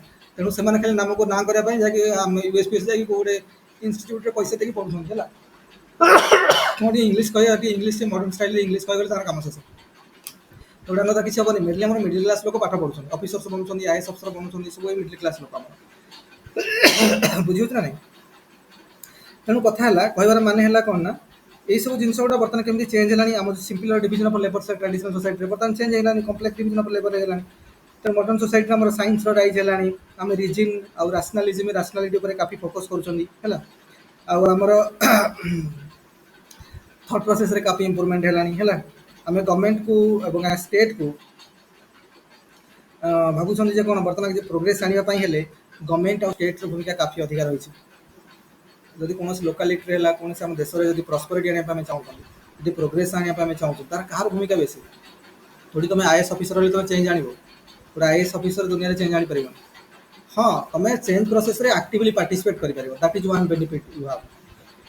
ମାନେ କ'ଣ, ଜଣେ ଟିଚର ହେଉଛି କି ଜଣେ ଡକ୍ଟର ହେଉଛି କି ଜଣେ ଇଞ୍ଜିନିୟର ହେଉଛି, ତାର ସୋସାଇଟିକୁ ମୋର ଗୋଟେ କଣ୍ଟ୍ରିବ୍ୟୁସନ୍ ଅଛି। କିନ୍ତୁ ସୋସାଇଟିକୁ ଚେଞ୍ଜ କରିବାରେ, ସୋସାଇଟିର ଡାଇନାମିଜିମ୍ରେ ଅଂଶଗ୍ରହଣ କରିବାରେ ଗୋଟେ ସିଭିଲ୍ ସର୍ଭେଣ୍ଟର ବେଶୀ ଭୂମିକା ଅଛି। କାରଣ ଚେଞ୍ଜ ପ୍ରୋସେସ୍ରେ ସେ ନିଜେ ଗୋଟେ ପାର୍ଟ ହେବ। କାଲି ମନେକର ରୋଡ଼ କନଷ୍ଟ୍ରକ୍ସନ୍ ହେବ ଆମ ଏରିଆରେ, that is a feature of development. ଆମର ଓଡ଼ିଆରେ ରୋଡ଼ କନଷ୍ଟ୍ରକ୍ସନ୍ ହେବ, ରାସ୍ତା ଖରାପ ହେଇ ରୋଡ଼ କନଷ୍ଟ୍ରକ୍ସନ୍ ହେବ, ତ କିଏ ପାର୍ଟିସିପେଟ୍ କରିବ? କେଉଁ ଅଫିସରକୁ ଦାୟିତ୍ୱ ଦିଆହେବ? ବ୍ଲକ ଡେଭଲପମେଣ୍ଟ ଅଫିସର ଦାୟିତ୍ୱ ଦିଆହେବ, ବିଡ଼ିଓଙ୍କୁ ଦାୟିତ୍ୱ ଦିଆହେବ ନା? ନା ଥୋଡ଼ି ସେ ଏରିଆ ଡକ୍ଟରକୁ ଦାୟିତ୍ୱ ଦିଆହେବ, ନା ଇଞ୍ଜିନିୟରକୁ ଦାୟିତ୍ୱ ଦିଆହେବ, ନା ସେଠି ଟିଚରକୁ ଦାୟିତ୍ୱ ଦିଆହେବ?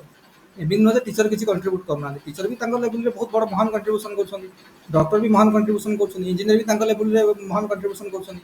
କିନ୍ତୁ ଗୋଟେ ସୋସାଇଟିର, କମ୍ୟୁନିଟିର ଆକ୍ଟିଭ୍ ଡେଭଲପମେଣ୍ଟ ପ୍ରୋସେସ୍ ପାଇଁ ସୋସାଇଟିର ଯେଉଁ ମିନିମମ୍ ନିଡ୍ ହେଲା, ଆମକୁ ୱାଟର ଲାଇନ୍ ଦରକାର, ପାଣି ସପ୍ଲାଇ ଦରକାର, ଆମକୁ ହେଲ୍ଥ କେୟାର ଦରକାର, ଆମକୁ ଏଜୁକେସନ୍ ଦରକାର। ବୁଝିହେଉଛି ନା ନାହିଁ? ଆମକୁ ବିଭିନ୍ନ ଜିନିଷକୁ ନେଇକି ସୋସିଆଲ ଆୱାରନେସ୍ ଦରକାର, ବିଭିନ୍ନ ଇସ୍ୟୁସ୍କୁ ନେଇକି ସୋସିଆଲ ଆୱାରନେସ୍ ଦରକାର। ଡେଭଲପମେଣ୍ଟାଲ ଆସ୍ପେକ୍ଟ ଗୁଡ଼ାକ କିଏ ଦେଖିବ? ଗୋଟେ ସିଭିଲ୍ ସର୍ଭେଣ୍ଟ ଦେଖିବ। ସିଭିଲ୍ ସର୍ଭେଣ୍ଟ ଡୋମେନ୍ରେ ଏଗୁଡ଼ା ଆସୁଛି ସବୁ। ବୁଝୁଛ ନା ନାହିଁ? ତେଣୁ ଗୋଟେ ସିଭିଲ୍ ସର୍ଭେଣ୍ଟର ଭୂମିକା ଅଛି, ବହୁତ ବଡ଼ ଭୂମିକା ରହିଛି ଯେ କରିପାରିବ। କିନ୍ତୁ ସିଭିଲ୍ ସର୍ଭେଣ୍ଟର ମେ ବି ତାର ଏକ୍ଜିକ୍ୟୁସନ୍ରେ ଆମେ वी आर ऑल एग्जीक्यूटिव। ଆମେ ଅଫିସର ବନିଲା ପରେ ସମସ୍ତେ ଏକ୍ଜିକ୍ୟୁଟିଭ୍ ହେବା। ତେଣୁ ତୁମ ଏକ୍ଜିକ୍ୟୁସନ୍ରେ ତୁମର ବହୁତ ହୋଲ୍ଡ ଅଛି, କିନ୍ତୁ ଡିସିସନ୍ ମେକିଂରେ ପଲିଟିକାଲ ଲିଡର ମାନଙ୍କର ଭୂମିକା ଅଛି। ଏଠି ରାସ୍ତା ହେବ କି ନାହିଁ କିଏ ଡିସାଇଡ୍ କରିବ? ପଲିଟିକାଲ ଲିଡର ଡିସାଇଡ୍ କରିବ। ଏଠି ପଇସା ଟିକେ ଖର୍ଚ୍ଚ କରିବା କି ନାହିଁ, ପ୍ଲେଗ୍ରାଉଣ୍ଡ ବନେଇବା କି ନାହିଁ, ଏଠି କ୍ଲବ ଘର ହେବ କି ନାହିଁ, ଏଠି ମେଡ଼ିକାଲ ହେବ କି ନାହିଁ, ଏଠି ସ୍କୁଲ ଘର ତିଆରି ହେବ କି ନାହିଁ, ଏଗୁଡ଼ା ଏଠି ପାଣି ୱାଟର ମାନେ ଯେଉଁ ଲୋଡ୍ କରିବା ପାଇଁ ମନେକର ୱାଟର ଟାଙ୍କି ଏଠି କନଷ୍ଟ୍ରକ୍ସନ୍ ହେବ କି ନାହିଁ, ଏଗୁଡ଼ାକ ସବୁ କିଏ ଡିସାଇଡ୍ କରିବ? ଏଗୁଡ଼ା ଥୋଡ଼ି ଅଫିସର ଡିସାଇଡ୍ କରିବ, ଏଗୁଡ଼ା ଡିସାଇଡ୍ କରିବ ପଲିଟିକାଲ ଲିଡର। ବୁଝୁଛ ନା ନାହିଁ? ତେଣୁ ସେଥିପାଇଁ ପଲିଟିକ୍ସରେ ଏଇସବୁ ଜିନିଷ ହେବା ଦରକାର। କିନ୍ତୁ କଥା ହେଲା, ମଡର୍ଣ୍ଣ ସୋସାଇଟିରେ, ଆମ ଇଣ୍ଡିଆନ୍ ସୋସାଇଟିରେ ମେନଲି ଗୋଟେ ପ୍ରୋବ୍ଲେମ୍ ହେଉଛି କ'ଣ ନା, ଆମେ ସମସ୍ତେ ଚାହୁଁଛେ ଡେଭଲପମେଣ୍ଟ ହେଉ, ସମସ୍ତେ ପ୍ରାଗ୍ମାଟିକ୍ ହେଲେଣି, ସମସ୍ତେ ଡିସିସନ୍ ମେକିଂରେ ରହୁଛନ୍ତି, କିନ୍ତୁ ଆମେ କେହି ଚାହୁଁନାହାନ୍ତି ଯେ ଆମର କ'ଣ ହେଉ। ଆମେ କେହି ଚାହୁଁନାହାନ୍ତି ଯେ ଆମେ ପଲିଟିକାଲ ପ୍ରୋସେସ୍ରେ ଆକ୍ଟିଭ୍ ପାର୍ଟିସିପେଟ୍ କରିକି ଚେଞ୍ଜ ପ୍ରୋସେସ୍ରେ ଆକ୍ଟିଭଲି ରହିବା। ଖାଲି ଅଫିସର ବନିଗଲେ ହେବନି, ଲିଡରସିପ୍ରେ ରହିବା ଦରକାର। ଲିଡର ହେଲେ ହିଁ ଜିନିଷଟା ଆକ୍ଟିଭଲି ଚେଞ୍ଜ ହେବ। ବୁଝୁଛ ନା ନାହିଁ? ତେଣୁ ସେଇଟାକୁ ଯେହେତୁ କେହି ଆସୁନାହାନ୍ତି, କାଫି ମୂର୍ଖ ଲୋକ ବର୍ତ୍ତମାନ ପଲିଟିକ୍ସରେ ଆକ୍ଟିଭ୍ ଅଛନ୍ତି, ଯେଉଁମାନେ ଆଣ୍ଟି ସୋସିଆଲ ଲୋକ, ଯେଉଁମାନଙ୍କର ମାନେ ଯେଉଁ ଆମେ ଦେଖ, ଆମେ ମନେକର ସିଭିଲ୍ ସର୍ଭିସ୍ ପାଇଁ ପ୍ରିପେୟାର ହେଉଛେ, ତମେ ସୋସିଓଲୋଜି ପଢ଼ିଲ, ଏତେ ଜିନିଷ ଆମେ ପଢ଼ୁଛନ୍ତି, କି ଜେନେରାଲ ଷ୍ଟଡ଼ିଜରେ ଏତେ ଜିନିଷ ଜାଣୁଛନ୍ତି, ଏୟା ସିଷ୍ଟମ୍ ଅଛି, ଏମିତି ଅଛି, ଏୟା ସବୁ ଆମର ମାନେ ସମ୍ବିଧାନରେ ଏୟା ଲେଖା ହେଇଛି, ଏସବୁ ଜିନିଷ ଜାଣିଛନ୍ତି। କିନ୍ତୁ ଗୋଟେ ପଲିଟିକାଲ ଲିଡର ଯିଏ କେବେ ଲାଇଫ୍ରେ ବହି ଧରିନି, କିଛି ଜଣ ଶିକ୍ଷିତ ଲୋକ ପଲିଟିକ୍ସକି ଆସୁଛନ୍ତି, ସେଗୁଡ଼ା ବି କେଉଁ କାମକୁ ନୁହେଁ। ଆଉ ବାକି 90% ଲୋକ ମୂର୍ଖ ଗୁଡ଼ାକ, ନା ସେ କେବେ ପଢ଼ିଛନ୍ତି ନା ଜାଣିଛନ୍ତି, ସେ ଶୁଣିଛନ୍ତି। ତାହେଲେ ଗୋଟେ ଅନାସ୍ଥା ପ୍ରସ୍ତାବ ହେଉଛି। ଆମର ଏଠି ଗୋଟେ ଅଛି, କ'ଣ ଗୋଟେ ଅଛି, ଆମର ଗୋଟେ ଅଛି କିଏ ନେତା ବନିଛି ଗୋଟେ, ସେଦିନ କହିଲା ସେ ମୋତେ ଆମର ଅନାସ୍ଥା ଚାଲିଛି, ତ ଅନାସ୍ଥା ଚାଲିଛି। ମୁଁ ପ୍ରଥମେ ବୁଝିପାରିଲି କ'ଣ କହୁଛି। ଅନାସ୍ଥା ମାନେ ଅନାସ୍ଥା ପ୍ରସ୍ତାବ ଯେଉଁ ଆସେ, ଆରେ ଅନାସ୍ଥା ପ୍ରସ୍ତାବ ଆସିବ ନା ଆମର। ଅନାସ୍ଥା ପ୍ରସ୍ତାବ ଆମର ଯେଉଁ ମନେକର କୌଣସି ମାନେ ମାନେ ଯଦି ତୁମର ଫେଥ୍ ନହେଲା ତୁମକୁ ପ୍ରୁଭ୍ କରିବାକୁ ପଡ଼ିବ ମେଜରିଟି ଅଛି ବୋଲି, ତ ତୁମେ ପ୍ରୁଭ୍ କରିବ। ଯଦି ତୁମ ଏଗନେଷ୍ଟ ସବୁ ମେମ୍ବର ହେଇଗଲେ ତ ତୁମେ ଡିଫିଟ୍ କରିଗଲ। ତେଣୁ ସେଇଟା ଅନାସ୍ଥା ପ୍ରସ୍ତାବ। ତେଣୁ ସିଏ ତ ଏରା କିଛି ଜାଣିନି, ମୂର୍ଖ ଗୁଡ଼ା ପଢ଼ାପଢ଼ି କରିନାହାନ୍ତି ଯେ ଆମର ଅନାସ୍ଥା ଅଛି ଅନାସ୍ଥା ଅଛି ଜିନିଷକୁ ସିଏ କଥା ସେଇଟା ସେ ବୁଝି ଯାଇଛି ନା ହେଉଛି ବୋଲି ଏଭଳିଆ ଗୋଟେ ସେଇଟାକୁ ସେଇଭଳିଆ କହୁଛନ୍ତି। କିନ୍ତୁ ସେମାନଙ୍କୁ ଲୋକ ଆମର ଭୋଟ ଦେଇକି ତୁମେ ଜିତେଇଛନ୍ତି, ସେ ତୁମେ ଯାଇକି ଅଛନ୍ତି ମେ ବି କିଛି କରନ୍ତୁ କି ନ କରନ୍ତୁ। ଏଇଟା କାହିଁକି ପସିବଲ୍ ହେଉଛି? କାରଣ ଯେଉଁ ଶିକ୍ଷିତ ଲୋକମାନେ ଅଛନ୍ତି ସେମାନେ କିଏ ଆକ୍ଟିଭ୍ ପଲିଟିକ୍ସକୁ ଯାଉନାହାନ୍ତି। ତେଣୁ ଯିଏ ତାହେଲେ ସେ ପୋଷ୍ଟକୁ ଯିବ, ସେଠୁ ତାଙ୍କ ଭିତରେ ଦେଖିଲା ହେଉଛି କାମ ନାହିଁ, ଏଟା ଗୋଟେ କରିକି ଯାହେଲେ ଗୋଟେ ତ ଗୋଟେ ହେବ, ତ ସେମାନେ ସେ ଲାଇନ୍କୁ ମାଡ଼ି ଯାଉଛନ୍ତି। ଆଉ ସେମାନଙ୍କର ମେନ୍ ଇଣ୍ଟେନସନ୍ କ'ଣ? କେହି ସେ ପଇସା ପତ୍ର ଆଣିବା, ଘର ଫର କରିବା, ଗାଡ଼ି ଫାଡ଼ି କିଣିବା, ଲୋକଙ୍କୁ ଦେଖେଇ ହେବା। ସେଇଆ ହେଉଛି ପ୍ରୋବ୍ଲେମ୍। ଆମ ସୋସାଇଟିରେ ଗୋଟିଏ ଲ୍ୟାକ୍ କରିଯାଉଛି ଇଣ୍ଡିଆନ୍ ସୋସାଇଟିରେ, ନହେଲେ ବାକି କ୍ଷେତ୍ରରେ ଯାହା ଯାହା ହେଉଛି ମଡ଼ର୍ଣ୍ଣ ସୋସାଇଟିରେ କାଫି ଆମର ମାଇଣ୍ଡ ସେଟ୍ ବର୍ତ୍ତମାନ ଚେଞ୍ଜ ହେଇଗଲାଣି ହେଲା। ତାପରେ ଆଉ ଗୋଟେ କଥା ହେଉଛି କ'ଣ ଦେଖ, ଆଉ ଆମର କ'ଣ ଅଛି, ଆମେ ଯେମିତି ଆଉ ଗୋଟେ କରୁଛେ ଆମର ଯେ ଆମେ ଇକୋନୋମିକ୍ ଡେଭଲପମେଣ୍ଟରେ ଉପରେ କାଫି ଫୋକସ୍ ବର୍ତ୍ତମାନ ଆମର। ଆମେ ସବୁ ଜିନିଷକୁ ମାନେ ଫାଇନାନ୍ସିଆଲ ଦୃଷ୍ଟିକୋଣରୁ ଚିନ୍ତା କରୁଛନ୍ତି, କ'ଣ କରିହେବ କ'ଣ ନାହିଁ ସବୁ ଜିନିଷ ଆମର ଇକୋନୋମିକ୍ ଡେଭଲପମେଣ୍ଟ କାଫି ଫୋକସ୍ ଆମର ରହୁଛି ହେଲା। ଆମର division of labour coffee complex ହେଇଗଲାଣି ଜିନିଷକୁ। ଆଜି ମନେକର ଆମେ ଯଦି ଜଣେ ଆଜି ମନେକର ଇଣ୍ଡଷ୍ଟ୍ରିରେ କାମ କରୁଛନ୍ତି, ତୁମେ ମମି ଗୋଟେ ଅପରେଟର ହେଇ କାମ କରୁଥିବ, କି ତୁମେ ଖାଲି ଇଞ୍ଜିନିୟର ହେଲେ ମନେକର, ତାହେଲେ ତୁମେ ଗୋଟେ ମେକାନିକାଲ ଇଞ୍ଜିନିୟର ମନେକର ହେଲ। ତ ମେକାନିକାଲ ଇଞ୍ଜିନିୟର ହେଲେ ତୁମକୁ ଗୋଟେ ପର୍ଟିକୁଲାର କାମରେ ଗୋଟେ ସେଗମେଣ୍ଟରେ ତୁମକୁ କାମ ମିଳିବ। ତୁମେ ଆସେମ୍ବଲି ଲାଇନରେ କାମ କରୁଛ, ତୁମମାନଙ୍କର ଅଟୋମୋବାଇଲ କମ୍ପାନୀରେ ଗୋଟେ କାମ କରୁଛ, ଆସେମ୍ବଲି ଲାଇନରେ କାମ କରୁଛ। ମେ ତୁମ ଆସେମ୍ବଲି ଲାଇନର ଗୋଟେ ପଏଣ୍ଟରେ ତୁମ ଏକ୍ସପର୍ଟାଇଜ୍ ଥିବ, ତ ଆସେମ୍ବଲି ଲାଇନରେ ଦେଖିବ ଖାଲି। ଜଣେ ଡିଜାଇନରେ ରହିବ, ଜଣେ ମାନୁଫ୍ୟାକ୍ଚରିଂ ରହିବେ, ଜଣେ ମେଟାରିଆଲ ଡିପାର୍ଟମେଣ୍ଟରେ ରହିବେ। ତ ପର୍ଟିକୁଲାର ସେଗମେଣ୍ଟ ହେଇଗଲାଣି ବିଭିନ୍ନ କିଏ ମାନେ ଏ ଡିଜାଇନରେ ପୁଣି ଆହୁରି ଅଲଗା ଅଲଗା ଡିଜାଇନ୍ ହେଇଥିବ, କିଏ ବଡି ଡିଜାଇନର, ଇଞ୍ଜିନ୍ ଡିଜାଇନର, ପୁଣି ଇଞ୍ଜିନ୍ ଡିଜାଇନକୁ ଆହୁରି ସ୍ପେଶାଲାଇଜ୍ କରାହେଇଥିବ। ବୁଝୁଛ ନାହିଁ? ତେଣୁ ପୁରା ଯେତେ ଆମର ଡିମାଣ୍ଡ ବଢ଼ିଲାଣି, କମ୍ପ୍ଲେକ୍ସ ହେଲାଣି ଜିନିଷ, ପର୍ଟିକୁଲାର ଗୋଟେ ଗୋଟେ କାମକୁ ବହୁତ ପର୍ଟିକୁଲାର ସେଗମେଣ୍ଟକୁ ଆମେ ଫୋକସ୍ କରୁଛୁ। ବର୍ତ୍ତମାନ ସୋସାଇଟିରେ division of labour coffee complex ହେଲାଣି। ବୁଝୁଛ ନା ନାହିଁ?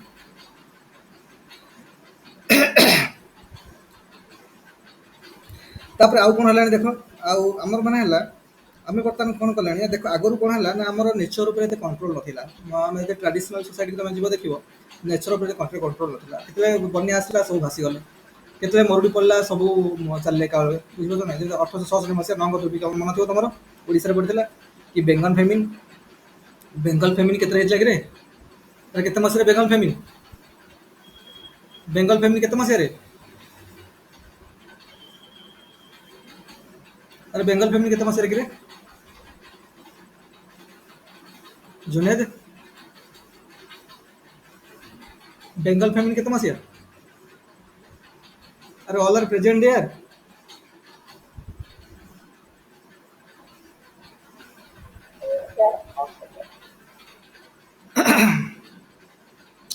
ତ କହିବାର ମାନେ ହେଲା ଯେ ମନେକର ନଙ୍ଗ ଦୁର୍ଭିକ୍ଷ 1866 ବୋଧେ, ଦେଖିବ ଟିକେ ଡେଟ୍ ଗୁଡ଼ା ଟିକେ ଚେକ୍ କରିବ, 1866 ବୋଧେ ନଙ୍ଗ ଦୁର୍ଭିକ୍ଷ। ତେଣୁ ଏହି ସମୟରେ ତାମାନେ ଆମର ବି ନଙ୍ଗ ଦୁର୍ଭିକ୍ଷ ତ ଏବେର କଥା, ତା ପୂର୍ବକୁ ଚାଲିଯାଅ, ବହୁତ ପୂର୍ବକୁ, ମାନେ ଟ୍ରାଡିସନାଲ ସୋସାଇଟିକୁ ଚାଲିଯାଅ, ଏତେ କଣ୍ଟ୍ରୋଲ ଆମର ନଥିଲା। କେତେବେଳେ ନେଚର ଉପରେ କିଛି କଣ୍ଟ୍ରୋଲ ନଥିଲା। ନଦୀର ତାର ଗତିପଥ ଚେଞ୍ଜ କଲା, ସବୁ ଭାସିଗଲା। ତ ବର୍ତ୍ତମାନ ସାଇନ୍ସ ଆଣ୍ଡ ଟେକ୍ନୋଲୋଜି ଆସିଲା ଫଳରେ, ଷ୍ଟ୍ରଙ୍ଗ ହେଲା ଫଳରେ ଆମେ ଜିନିଷ କାଫି ବର୍ତ୍ତମାନ ଆମେ ଜିନିଷକୁ କଣ୍ଟ୍ରୋଲ କରିପାରୁଛେ। କାଲି କୋଉଠି ବନ୍ୟା ହେବ, କାଲି ସାଇକ୍ଲୋନ୍ ଆସିବ, ଆମ 3 ଦିନ 4 ଦିନ ଆଗରୁ ଆମକୁ ଜଣା ପଡ଼ିଯାଉଛି ସାଇକ୍ଲୋନ୍ ଆସିବାର ଅଛି, କେତିକି ସ୍ପିଡରେ ପବନ ବହିବ, ଏଇ ଜାଗାକୁ ଜାଗାରେ ଏତେ ଏତେ ବୃଷ୍ଟିପାତ ହେବ, ରେନଫଲ୍ ହେବ। ସେ ଅନୁସାରେ ଆମେ କୋଷ୍ଟାଲ ଏରିଆର ଲୋକମାନଙ୍କୁ ସତର୍କ କରିଦେଉଛେ, ତାଙ୍କୁ ସେଫ୍ ଜାଗାକୁ ନେଇକି ଆଗକୁ ତାଙ୍କ ରଖିଦେଉଛେ, ତାଙ୍କ ଧନ ଜୀବନ ଆଉ ନଷ୍ଟ ହେଉନି। ତ କାଫି ଜିନିଷ ଆମେ କାହିଁକି ସାଇନ୍ସ ଆଣ୍ଡ ଟେକ୍ ୟୁଜ୍ କରିକି, ଟେକ୍ନୋଲୋଜି ୟୁଜ୍ କରିକି ଆମେ ଜିନିଷକୁ କଣ୍ଟ୍ରୋଲ କରିବା ଶିଖିଗଲାଣି। ନେଚରକୁ କଣ୍ଟ୍ରୋଲ କରିବା ଆମେ ଶିଖିଗଲାଣି। ତାମାନେ ଯେଉଁ ଜିନିଷ ଦିନେ ନେଚର ଅନକଣ୍ଟ୍ରୋଲ ଥିଲା, ଡିଭାଷ୍ଟେଟିଂ ଥିଲା ଆମ ପାଇଁ, ବର୍ତ୍ତମାନ ସିନାରିଓ ଚେଞ୍ଜ ହେଇଗଲାଣି ମଡ଼ର୍ଣ୍ଣ ସୋସାଇଟିରେ। ବୁଝିଲା? ଏଇଟା ଗୋଟେ ପଏଣ୍ଟ। ତାପରେ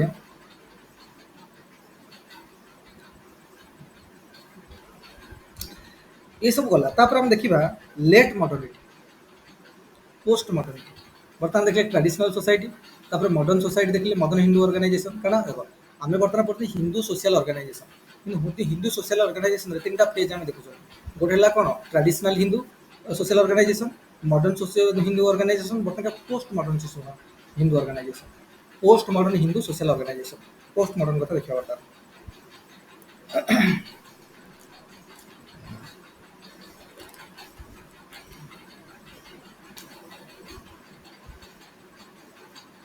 ଏରା ସବୁ ରାମାଉଜା ସାରଙ୍କ ବହିରେ ଲେଖା ହେଇଛି କମ୍ପ୍ଲିଟଲି, ଆଜି ଯାଇକି ପଢ଼ିବ ହେଲା। ରାମ ସାର୍ ଗୋଟେ ଚାପ୍ଟର ନମ୍ବର 1 ଟା ଆମେ ରାମ ସାର୍ଙ୍କ ବହିରୁ ପଢିବା ପୁରା। ପୁରା ଏକଦମ ସେ ବେସ୍ ବନେଇବ ଓଡ଼ିଆ ଇଣ୍ଡିଆନ୍ ସୋସାଇଟିର ହେଲା। ଦେଖ ତାପରେ ଆମେ ଦେଖିବା ପୋଷ୍ଟ ମଡର୍ନ ସୋସିଆଲ ଅର୍ଗାନାଇଜେସନ ବା ଲେଟ୍ ମଡର୍ନିଟି ଯୋଉଟା କହୁଛନ୍ତି ହେଲା।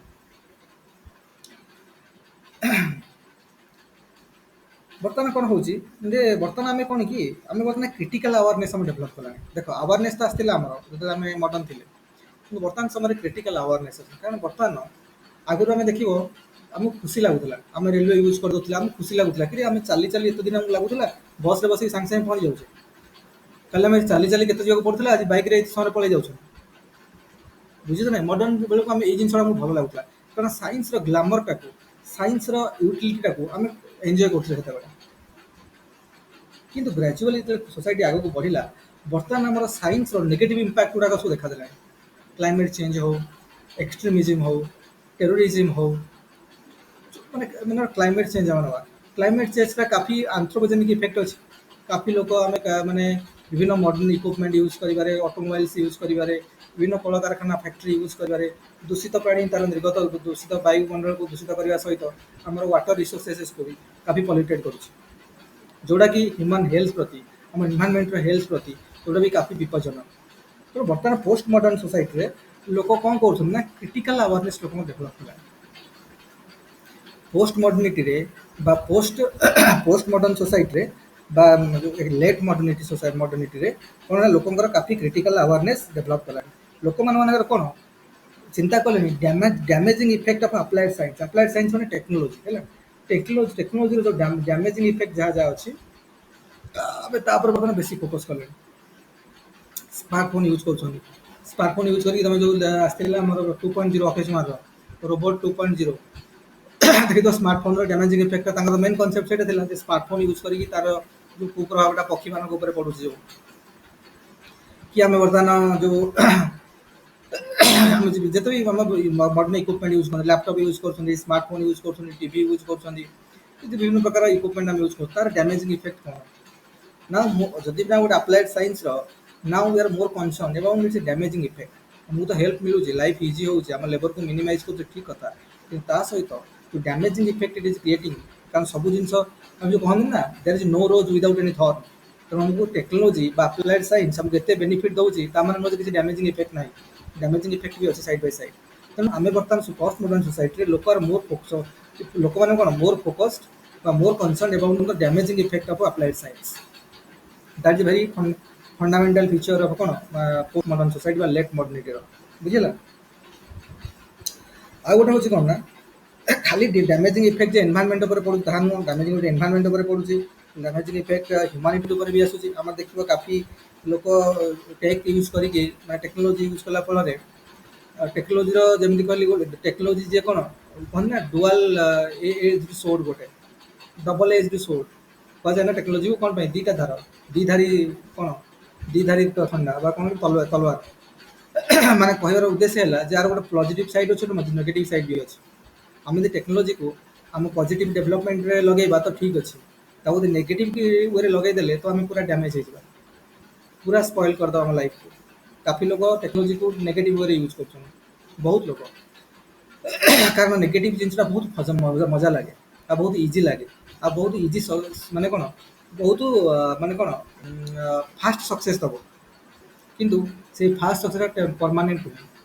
जो सक्सेस आमको बहुत जल्दी मिल जाऊँगी परमानेंट नुहे। देखो आम सब कॉलेज रू पास आउट है सांगे सांगे कैंपस मिल जाऊँगी, किंतु कैंपसटा केते दिन लोक वर्षे 2 वर्ष भी रोना छाड़ी पड़ा क्या सिविल सर्विस प्रिपेयर करार अच्छी क्या पीएसयू रे जीवार अच्छी क्या विभिन्न कौन करार अच्छी लोक गोटे स्टेबल परमानेंट बहुत भल जॉब दरकार मुझे भल लगे।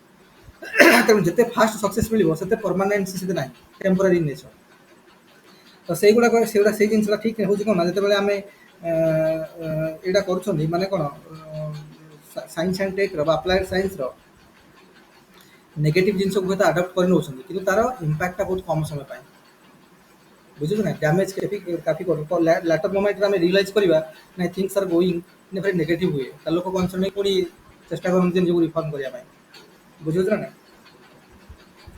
आउ गोटे कौन हो जेहेतु जो किसी पिला जिनस को पॉजिटिव शिखी यूज कर शिखीगले निजर सेल्फ कंट्रोल डेभलप करगले सक्सेस पाइबार कहीं अटकई पारे लिखी था।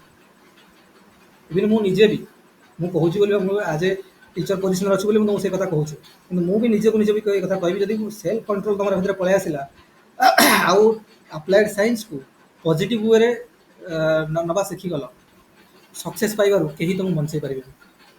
ବର୍ତ୍ତମାନ ଏତେ ଜିନିଷ ଉପଲବ୍ଧ ଆମ ସୋସାଇଟିରେ, ଆମ ହାତ ପାହାନ୍ତାରେ ସବୁ ଜିନିଷ ଉପଲବ୍ଧ ଅଛି, ଆମେ ଯାହା ଚାହିଁବା ତାହା ଅଛି ବର୍ତ୍ତମାନ, କିନ୍ତୁ ଆମେ ତାକୁ ଠିକ୍ ପରଫେକ୍ଟ ୱେରେ ଲଗେଇ ପାରିବା ଦରକାର। ଆଉ ସେତିକି ମାଇଣ୍ଡ ସେଟ୍, ସେଥିପାଇଁ ଆମକୁ କାଫି ମାନେ ଅନଗିଣତ ସବୁ କ'ଣ ମାନେ ଯେଉଁ ମାନେ ଡିଷ୍ଟର୍ବିଂ ଏଲିମେଣ୍ଟ ସବୁ ଆସିବ, ଅନଗିଣତ ଡିଷ୍ଟର୍ବିଂ ଏଲିମେଣ୍ଟ ସବୁ ଆସିବ ତୁମକୁ ଡେଭିଏଟ୍ କରିବାରେ, ପାଥରୁ ଡେଭିଏଟ୍ କରିବାରେ।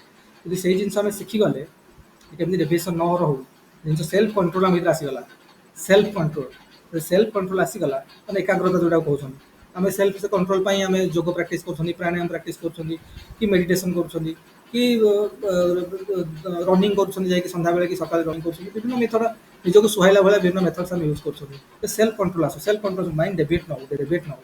ସେତିକି ଯିଏ ଶିଖିଗଲା ନା, ଟାଇମ୍ର ଉଚିତ ୟୁଟିଲାଇଜେସନ୍ କରିବା ଶିଖିଗଲା, ସେଲ୍ଫ କଣ୍ଟ୍ରୋଲ ପଳେଇ ଆସିଲା, ଟେକ୍ନୋଲୋଜିକି ରାଇଟ୍ ଡିରେକ୍ସନ୍ ୟୁଜ୍ କରିବା ଶିଖିଗଲା, ତାକୁ ସକ୍ସେସ୍ ପାଇବାରୁ କେହି ବଞ୍ଚେଇ ପାରିବେନି, କେହି ଅଟକେଇ ପାରିବେନି ବର୍ତ୍ତମାନ ସମୟରେ, ଗ୍ୟାରେଣ୍ଟେଡ୍ ସକ୍ସେସ୍ ପାଇବ। କିନ୍ତୁ କଥା ହେଲା ଆମ ସମସ୍ତଙ୍କ ଭିତରେ କିଛି ନା ଏଲିମେଣ୍ଟ, ଡିଷ୍ଟର୍ବିଂ ଏଲିମେଣ୍ଟ ରହୁଛି, ସେଲ୍ଫ କଣ୍ଟ୍ରୋଲ କहीं ନା କहीं ଲୁଜ୍ ହେଇଯାଉଛି, ଏଇସବୁ ଜିନିଷ ଆମ ଭିତରେ ଦେଖାଦେଉଛି। ସେଥିପାଇଁ ଆମେ ପ୍ରୋବ୍ଲେମରେ ଫସୁଛୁ। ଆଉ ଯାହାର ପୁରା ସେଲ୍ଫ କଣ୍ଟ୍ରୋଲ ହେଇଯାଉଛି, ସେ ପୁରା ଅବସ୍ଥା ଦ୍ୱାରା ଖରାପ ହେଇଯାଉଛି। ଆଜି କେତେବେଳେ ଖଟି ଯାଉଛି, ପୁଣି ସତେଜ ହେଇଯାଉଛନ୍ତି, କେତେବେଳେ ପୁଣି କଣି ଯାଉଛି, ସତେଜ ହେଇଯାଉଛନ୍ତି, ସେ ଷ୍ଟ୍ରଗଲ୍ କରି ଚାଲିଛନ୍ତି ତାଙ୍କ ଲାଇଫରେ। ଦିନେ ନା ଦିନେ ଜିନିଷ ଠିକ୍ ହେଇଯିବ, ବୁଝିହେଉଛି। ତେଣୁ ଏଇଟା ହେଲା ଗୋଟେ। ତାପରେ କ'ଣ ହେଲା ନା, ତାମାନେ ପୋଷ୍ଟ ମଡର୍ଣ୍ଣ ସୋସାଇଟିରେ ଲୋକମାନେ ବର୍ତ୍ତମାନ ନେଗେଟିଭ୍ ଆସ୍ପେକ୍ଟକୁ କାଫି ପ୍ରାୟୋରିଟି ଦେଉଛନ୍ତି, ଫୋକସ୍ କରୁଛନ୍ତି, ଯେ ଆପ୍ଲାଏଡ୍ ସାଇନ୍ସର ରଙ୍ଗ ପ୍ରଭାବ ଗୁଡ଼ା କ'ଣ, ଦୁଃପରିଣାମ ଗୁଡ଼ା କ'ଣ ଆମକୁ ଭୋଗିବାକୁ ପଡ଼ୁଛି ହେଲା, ଯେମିତି କ୍ଲାଇମେଟ୍ ଚେଞ୍ଜରେ ଆମେ ଭୋଗୁଛନ୍ତି, ପଲ୍ୟୁସନରେ ଆମେ ଭୋଗୁଛନ୍ତି, ଏଇ ଜିନିଷ ଗୁଡ଼ାକ କ'ଣ ଆମର ହେଉଛି, ଏ ଜିନିଷ କାଫି ଲୋକ କରୁଛନ୍ତି। ବିଭିନ୍ନ ପ୍ରକାର ହେଲ୍ଥ ହାଜାର୍ଡସ୍ ହେଉଛି କ୍ଲାଇମେଟ୍ ଚେଞ୍ଜ ରିଲେଟେଡ୍ ନେଇକି ବା ପଲ୍ୟୁସନକୁ ନେଇକି, ତେଣୁ ତାର ଇମ୍ପାକ୍ଟ ଏନଭାରମେଣ୍ଟ ଉପରେ ତ ପଡ଼ୁଛି, ହ୍ୟୁମାନିଟି ଉପରେ ବି ପଡ଼ୁଛି ହେଲା। ଆପକୁ ନେଇକି ଲୋକ କାଫି କନସର୍ନ ବର୍ତ୍ତମାନ ପୋଷ୍ଟ ମଡର୍ଣ୍ଣ ସୋସାଇଟିରେ। ତାମାନେ କ'ଣ ରିସ୍କ ଅଛି, ଆଉ ଅନଇଣ୍ଟେଣ୍ଡେଡ୍ ନେଗେଟିଭ୍ କନସିକ୍ୱେନ୍ସେସ୍ ଯାହା ଅଛି ଆମ ଯେଉଁ ପ୍ରୋଗ୍ରେସର, ମୁଁ ଯେମିତି କହିଥିଲି ସବୁବେଳେ ପ୍ରୋଗ୍ରେସର କ'ଣ ହେବା ଦରକାର ନା, ଦୁଇଟା କଥା ରହିବା ଦରକାର। ମାନେ ଯେଉଁ ସଷ୍ଟେନେବିଲିଟି ଯେଉଁ କନସେପ୍ଟ ବର୍ତ୍ତମାନ ଆମେ ଡିସ୍କସନ୍ କରୁଛନ୍ତି, ସଷ୍ଟେନେବୁଲ୍ ମାନେ there should be very clear healthy equilibrium between କ'ଣ ନେଚରର ନିଡ୍ କ'ଣ ଅଛି, ଆଉ ଆମର କ୍ୟାରିଂ କାପାସିଟି, ଆମର ନିଡ୍ କ'ଣ ଅଛି ଆଉ କ୍ୟାରିଂ କାପାସିଟି କ'ଣ ଅଛି। କାରଣ ହ୍ୟୁମାନ୍ ନିଡ୍ ଅନଲିମିଟେଡ୍, ଆମକୁ ଯେତେ ଦେଲେ ବି ଆମେ ଖୁସି ନୁହଁ, ଆମର ସବୁ ଦରକାର। କାଲି ଥୋଡ଼ି ତମ ଓଏସ୍ ଅଫ୍ ହେଲେ ଖୁସି ହେବ, ପୁଣି ଆଇଏସ୍ ଦରକାର। କାଲି ଦିନ କଥା କହୁଥିଲି, ଯେତେ ପାଇଲେ ବି ତମେ ଖୁସି ନୁହଁ, ତାପରକୁ ଆହୁରି ଅଛି, ତାପରକୁ ଆହୁରି ଅଛି। ଏବେ ଆଇଏସ୍ ରେଜଲ୍ଟ ବାହାରିଗଲା ନା, ଯେଉଁ ଯିଏ 2 ର୍ୟାଙ୍କ ହେଇଥିବ ସେ ବି ମନରେ ଦୁଃଖ ରଖୁଥିବ, ସେ ବାହାରକୁ ଶୋ କରୁନି, କିନ୍ତୁ ର୍ୟାଙ୍କ 1ଟା ସବୁବେଳେ ର୍ୟାଙ୍କ 1 ନା, ର୍ୟାଙ୍କ 2 ତା ମନରେ ଟେନସନ୍ ହେଉଥିବ, କେଉଁଠି ଟିକେ ଭୁଲ ହେଇଗଲା ଗୋଟେ, ବୁଝିହେଉଛି ନା। ସେ ହୁଏତ କାହାକୁ ଦେଖେଇ ହେବନି, କହିହେବନି ନା ମୁଁ ବଢ଼ିଆ ଅଛି, ଏତେ ଏକ୍ସପେକ୍ଟ କରିନଥିଲି, ଲୋକ ଭଳିଆ କହିବେ, କିନ୍ତୁ ମନର କୋଉ ନା କୌଣସି କୋଣରେ ଟିକେ ଦୁଃଖ ରହୁଥିବ, ଯାହା ଟିକେ ହେଇଥିଲେ ର୍ୟାଙ୍କ 1ଟା ହେଇଯାଇଥାନ୍ତା। ବୁଝିହେଉଛି ନା ନାହିଁ, କି ଇଣ୍ଟରଭ୍ୟୁଟା ଟିକେ ଖରାପ ହେଇଗଲା, ଇଣ୍ଟରଭ୍ୟୁରେ ଆଉ 10-20 ମାର୍କ 10 ମାର୍କ ଖଣ୍ଡେ ଏକ୍ସଟ୍ରା ଦେଇଥିଲେ ପାଇଯାଇଥିଲେ, ର୍ୟାଙ୍କ 1 ହେଇଯାଇଥାନ୍ତା।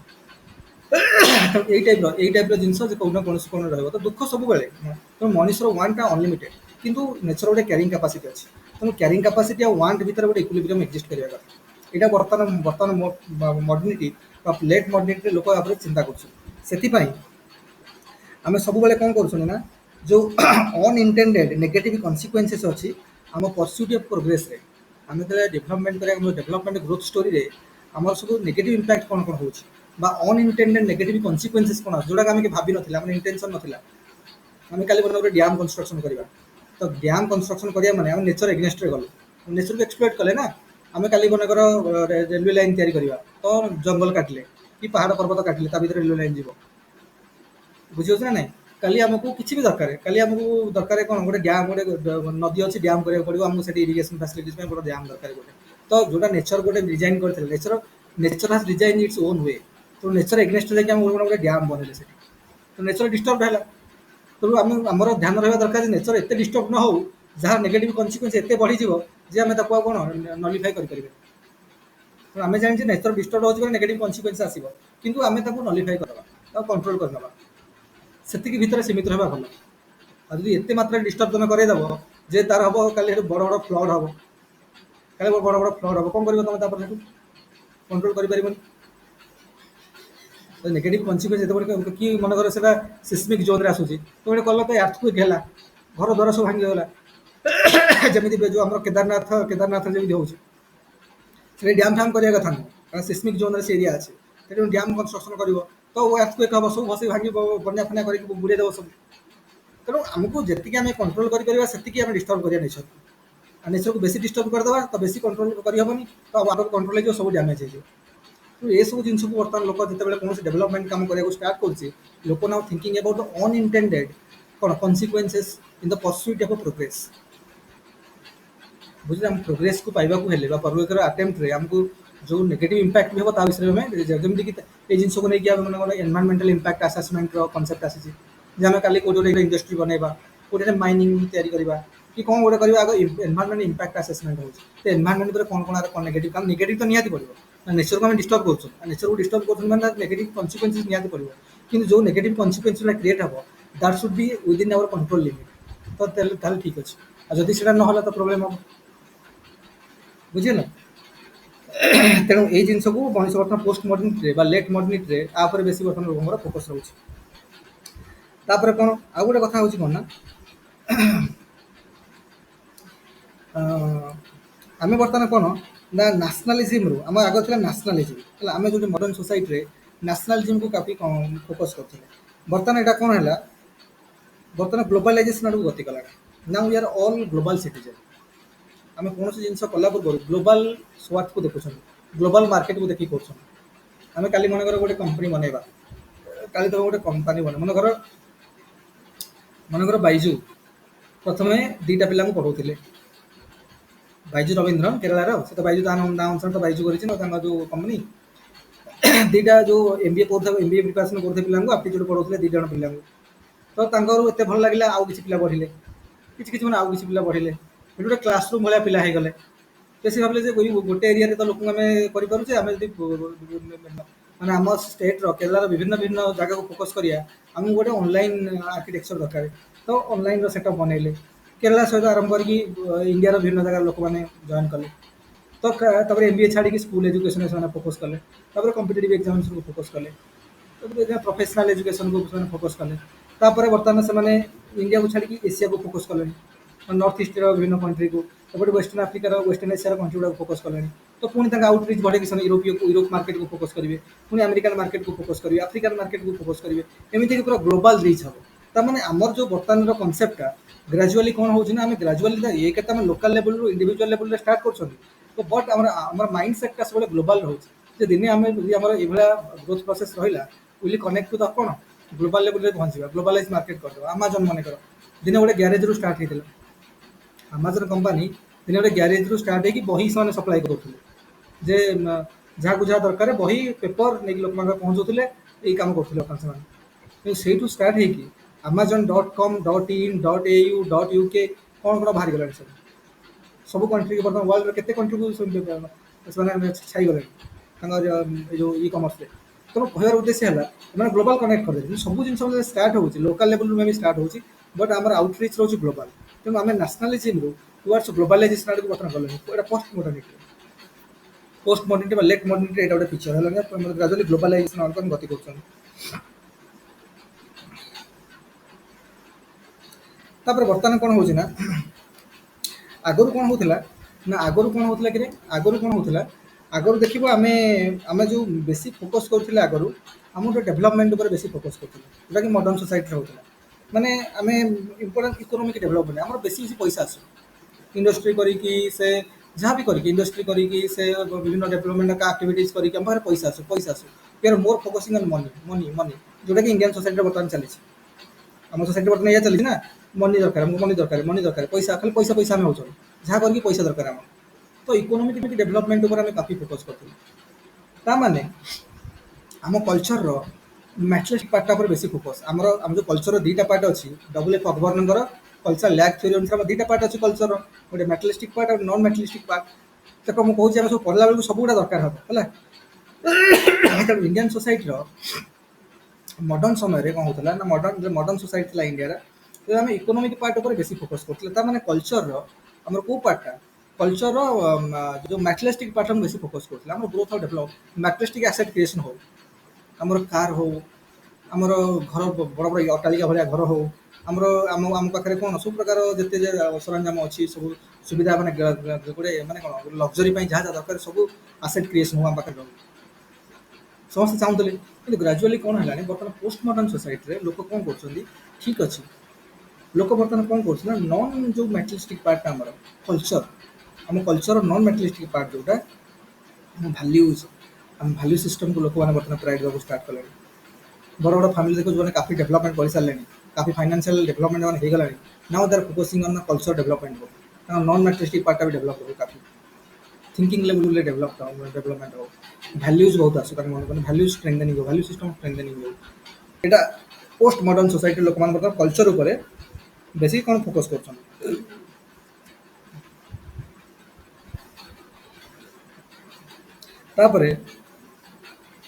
बर्तमान जमी आम देख मॉडर्न सोसाइटी लोक बेसी कौन फोकस करते, मॉडर्न सोसाइटी लोक बेसी फोकस करते गोटे डुआलिज्म कॉन्सेप्ट थिला, हब ना हबनी तुम आम पटे मिसब ना मिसबनी, हाँ ना ना गोटे डुआलिज्म कॉन्सेप्ट थिला मॉडर्न सोसाइटी। कारण लोकंर मेन इंटेंशन थिला से समय, मेन इंटेंशन थिला से समय लोकंर कौन जे पैसा बनैबा बा इकोनॉमिक डेवलपमेंट करबा, इकोनॉमिक डेवलपमेंट मेन इंटेंशन थिला लोक मानक पाखरे। जे लोक मानक ऊपर बेसी डुआलिज्म बा अपोजिट ऊपर ए हाँ कि नहीं एटा हब ना एटा हबनी, मिलबो ना मिलबनी, परमिशन मिलना ना करबो ना करबनी, ए टाइप जिन डुआलिज्म ऊपर लोक बेसी फोकस करते। किंतु ग्रेजुअली जो लेट मॉडर्निटी बा पोस्ट मॉडर्निटी लोक मैंने कौन कर बर्तमान लोक मैंने देखुं जे आम भर सिमिलारिटी कौन अच्छी। मनकर मनकर आम जो गोटे बिजनेस कर मनकर आम कौन आम बिजनेस मनकर आम अलग गोटे बिजनेस सहित कौन माने आम कौन करें ना तुम जॉइंट वेंचर करवा, लोक से डुआलिज्म जाऊँ तुमर कौन ना तुम कौन कर मुझे कौन करी से जिन ना लोक लोक देखते आम भर सिमिलारिटी कौन अच्छी, आम भर सेयार नेचर कौन अच्छी। मनकर जो जो आकाश इन्यूट को बाईजवाला मिसेले आ जॉइंट वेंचर कले तो जॉइंट वेंचर जो है देखिए सिमिलारिटी कौन, कारण एम भी चाहूँ आमर आम कंपनी स्प्रेड करूँ, आम भी कम्पिटेटिव एग्जाम होल्ड भितर आमर आमर आमर होल्ड स्ट्रंग हो किए बाईजवाला चाहूँ। अलरेडी गोटे प्रोफेशनल कम्पिटेटिव एग्जाम लगे माने मेडिकल एंट्रांस एग्जामिनेशन हो कि माने कौन मेनली मेडिकल एंट्रांस एग्जामिनेशन आकाश होल्ड काफी थिला, आकाश इन्यूट होल्ड काफी थिला। कारण समस्ते आकाश रे पढ़ाई चाहूले, आकाश रे देख पढ़ा पढ़ा किसी ना जो मेन हवा जो भल स्टूडेंट जी ऑटोमेटिक से रिजल्ट भल हम बुझे ना ना पढ़ा पाठ पढ़े दौरान भल रिजल्ट होती किसी ना भल रिजल्ट भल स्टूडेंट मैंने पशे मैंने ऑटोमेटिकल जिन सब ऑब्जर्व करेंगे, कारण से आप्टिट्यूड बहुत स्ट्रंग अच्छी से पिला बेलू पढ़ी पढ़ी पढ़ी पढ़ी आप्टिट्यूड एत स्ट्रंग मन रखी से तुम जेकोसी धरण गोटे बड़ ना कर भल स्टांडर्ड एजुकेशन दूसरी तो से जिन सब ऑब्जर्व करेंगे शिखी ऑटोमेटिकली भल रिजल्ट करेंगे, बुझे ना ना कारण भल स्टूडेंट के जो ना बनी जाए जो लोक समझते भल हो शुणी समझते जी बुझेगा। तेणु कथा है बर्तमान कौन पोस्ट मॉडर्न सोसाइटी आम कौन कर सिमिलारिटी आउ कनेक्शन इम्पोर्टान्स दूसरी आम डेभलपमेंट जे आम भर सिमिलारिटी कौन अच्छे जॉइंट वेंचर बनवा तुम कौन चिंता कर सिमिलर थॉट प्रोसेस कौन देखुँ आम भर रही सिमिलर थॉट प्रोसेस आम भर कौन रही है से टाइप आम देखुं सहित कनेक्शन आम भर कनेक्शन मैंने जिते कनेक्शन आम भर अच्छी कनेक्शन इन सेन्स आम केते लोक जानी केते लोक आउटरीच आम सहित अच्छी तो से अनुसार आम डेभलपमेंट हम आम से जिते कनेक्शन बढ़ आम आउटरीच से बढ़ तो से आम इकोनॉमिक स्ट्रेंथनिंग होबार से प्रोबेबिलिटी बढ़। तो बर्तमान मॉडर्न सोसाइटी लोकर thought process extra sorry post modern society late modernity लोकर काफी थॉट प्रोसेस चेंज है, लोकर थॉट प्रोसेस काफी चेंज है बुझे ना लोक सब ये बेसी फोकस कर। तो बर्तमान आम देखिले जे Hindu social organisations traditional setup कौन थी, ट्रेडिशनल सोसाइटी कौन थी, मॉडर्न सोसाइटी कौन थी आ पोस्ट मॉडर्न सोसाइटी बा लेट मॉडर्निटी बेलू केमी चिंताधारा चेंज होगा। तो लोक मान जो माइंड सेट रे चेंज हो आसूँ लोक मान सेटअप लाइफ स्टाइल रे लोक थिंकिंग रे ये जो चेंज हो आसी हिंदू यहाँ हूँ हिंदू सोशल ऑर्गेनाइजेशन। तो ट्रेडिशनल समय कौन थी, मॉडर्न समय कौन है, पोस्ट मॉडर्न समय कौन है ये कंप्लीट है।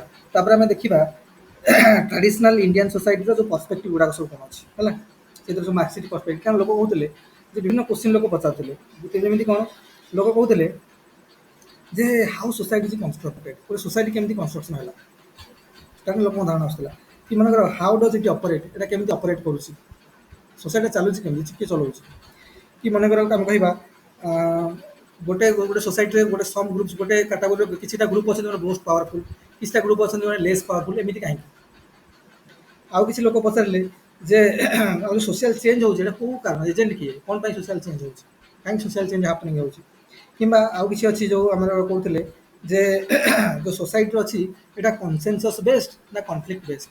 କାରଣ ଇମାଇଲ ଦରକାର କହୁଥିଲେ ସୋସିଆଲ ଫ୍ୟାକ୍ଟଟା କ'ଣ କନସେନସସ୍ ବେସ୍ଡ କନସେନସସ୍ ବେସ୍ଡ, କିନ୍ତୁ ମାର୍କ୍ସ କହିଲେ କନଫ୍ଲିକ୍ଟ ବେସ୍ଡ ସୋସାଇଟି, କନଫ୍ଲିକ୍ଟ ଯୋଗୁଁ ହିଁ ସବୁ ଜିନିଷ ହେଉଛି। ସେ କହିଲେ କନଫ୍ଲିକ୍ଟ ବେସ୍ଡ ନା କନସେନସସ୍ ବେସ୍ଡ, ଏଇସବୁ ଜିନିଷକୁ ଲୋକ କୋଶ୍ଚିନ୍ କରିବା ଷ୍ଟାର୍ଟ କଲେ। ତାପରେ इंडिविजुअल सोसाइटी सहित कौन रिलेशनशिप अच्छी, इंडिविजुअल सुप्रीम ना सोसाइटी सुप्रीम ना केमती इंडिविजुअल को लेकिन सोसाइटी ना सोसाइटी को लेकिन इंडिविजुअल, ये टाइप क्वेश्चन सब आसला। तेणु एथपाई आम कौन करवा ना आम जो विभिन्न आगुरी जो आम फाउंडेशन बनई क्रिटिकल पर्सपेक्टिव है, कॉन्फ्लिक्ट पर्सपेक्टिव है, फंक्शनल पर्सपेक्टिव है, इंटरप्रिटेटिव पर्सपेक्टिव है, स्ट्रक्चरल फंक्शनल पर्सपेक्टिव है, यही सब किए आम आगे आगू जा तो बही रामबाबू सार गुड़ा भी लिखी ना कारण सब माक्रो लेवल लिखाई भितर कहीं जाना आम भितर जी माने इंटरैक्शनिज्म पर्सपेक्टिव जो फेनोमेनोलॉजी एथ्रोमेथोलॉजी एसआईटी रो कांसेप्ट अच्छी ताकू से पर्सपेक्टिव यूज करके एनालिसिस करबा तो हमको डिफरेंट दृष्टिकोण सब मिलिबो, डिफरेंट एनालिटिकल पॉइंट हमको सब मिलिबो। आमे जो माने ट्रेडिशनल इंडियन सोसाइटी रो विभिन्न पर्सपेक्टिव से पढ़िबा। रामानुज सांग तीनटा पर्सपेक्टिव लिखाई छी, माने मार्क्स कार्ल मार्क्स रो पर्सपेक्टिव जो कॉन्फ्लिक्ट पर्सपेक्टिव, डॉर्कहाइम रो फंक्शनल पर्सपेक्टिव आ वेबर रो को पर्सपेक्टिव, वेबर रो इंटरप्रिटेटिव पर्सपेक्टिव, ये तीनटा से लिखिसन।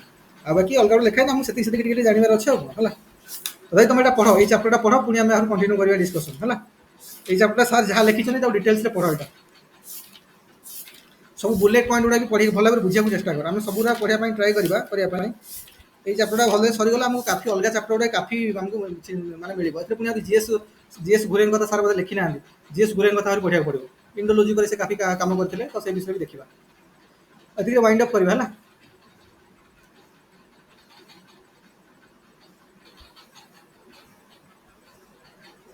अरे सब अच्छा ना पलैगल कि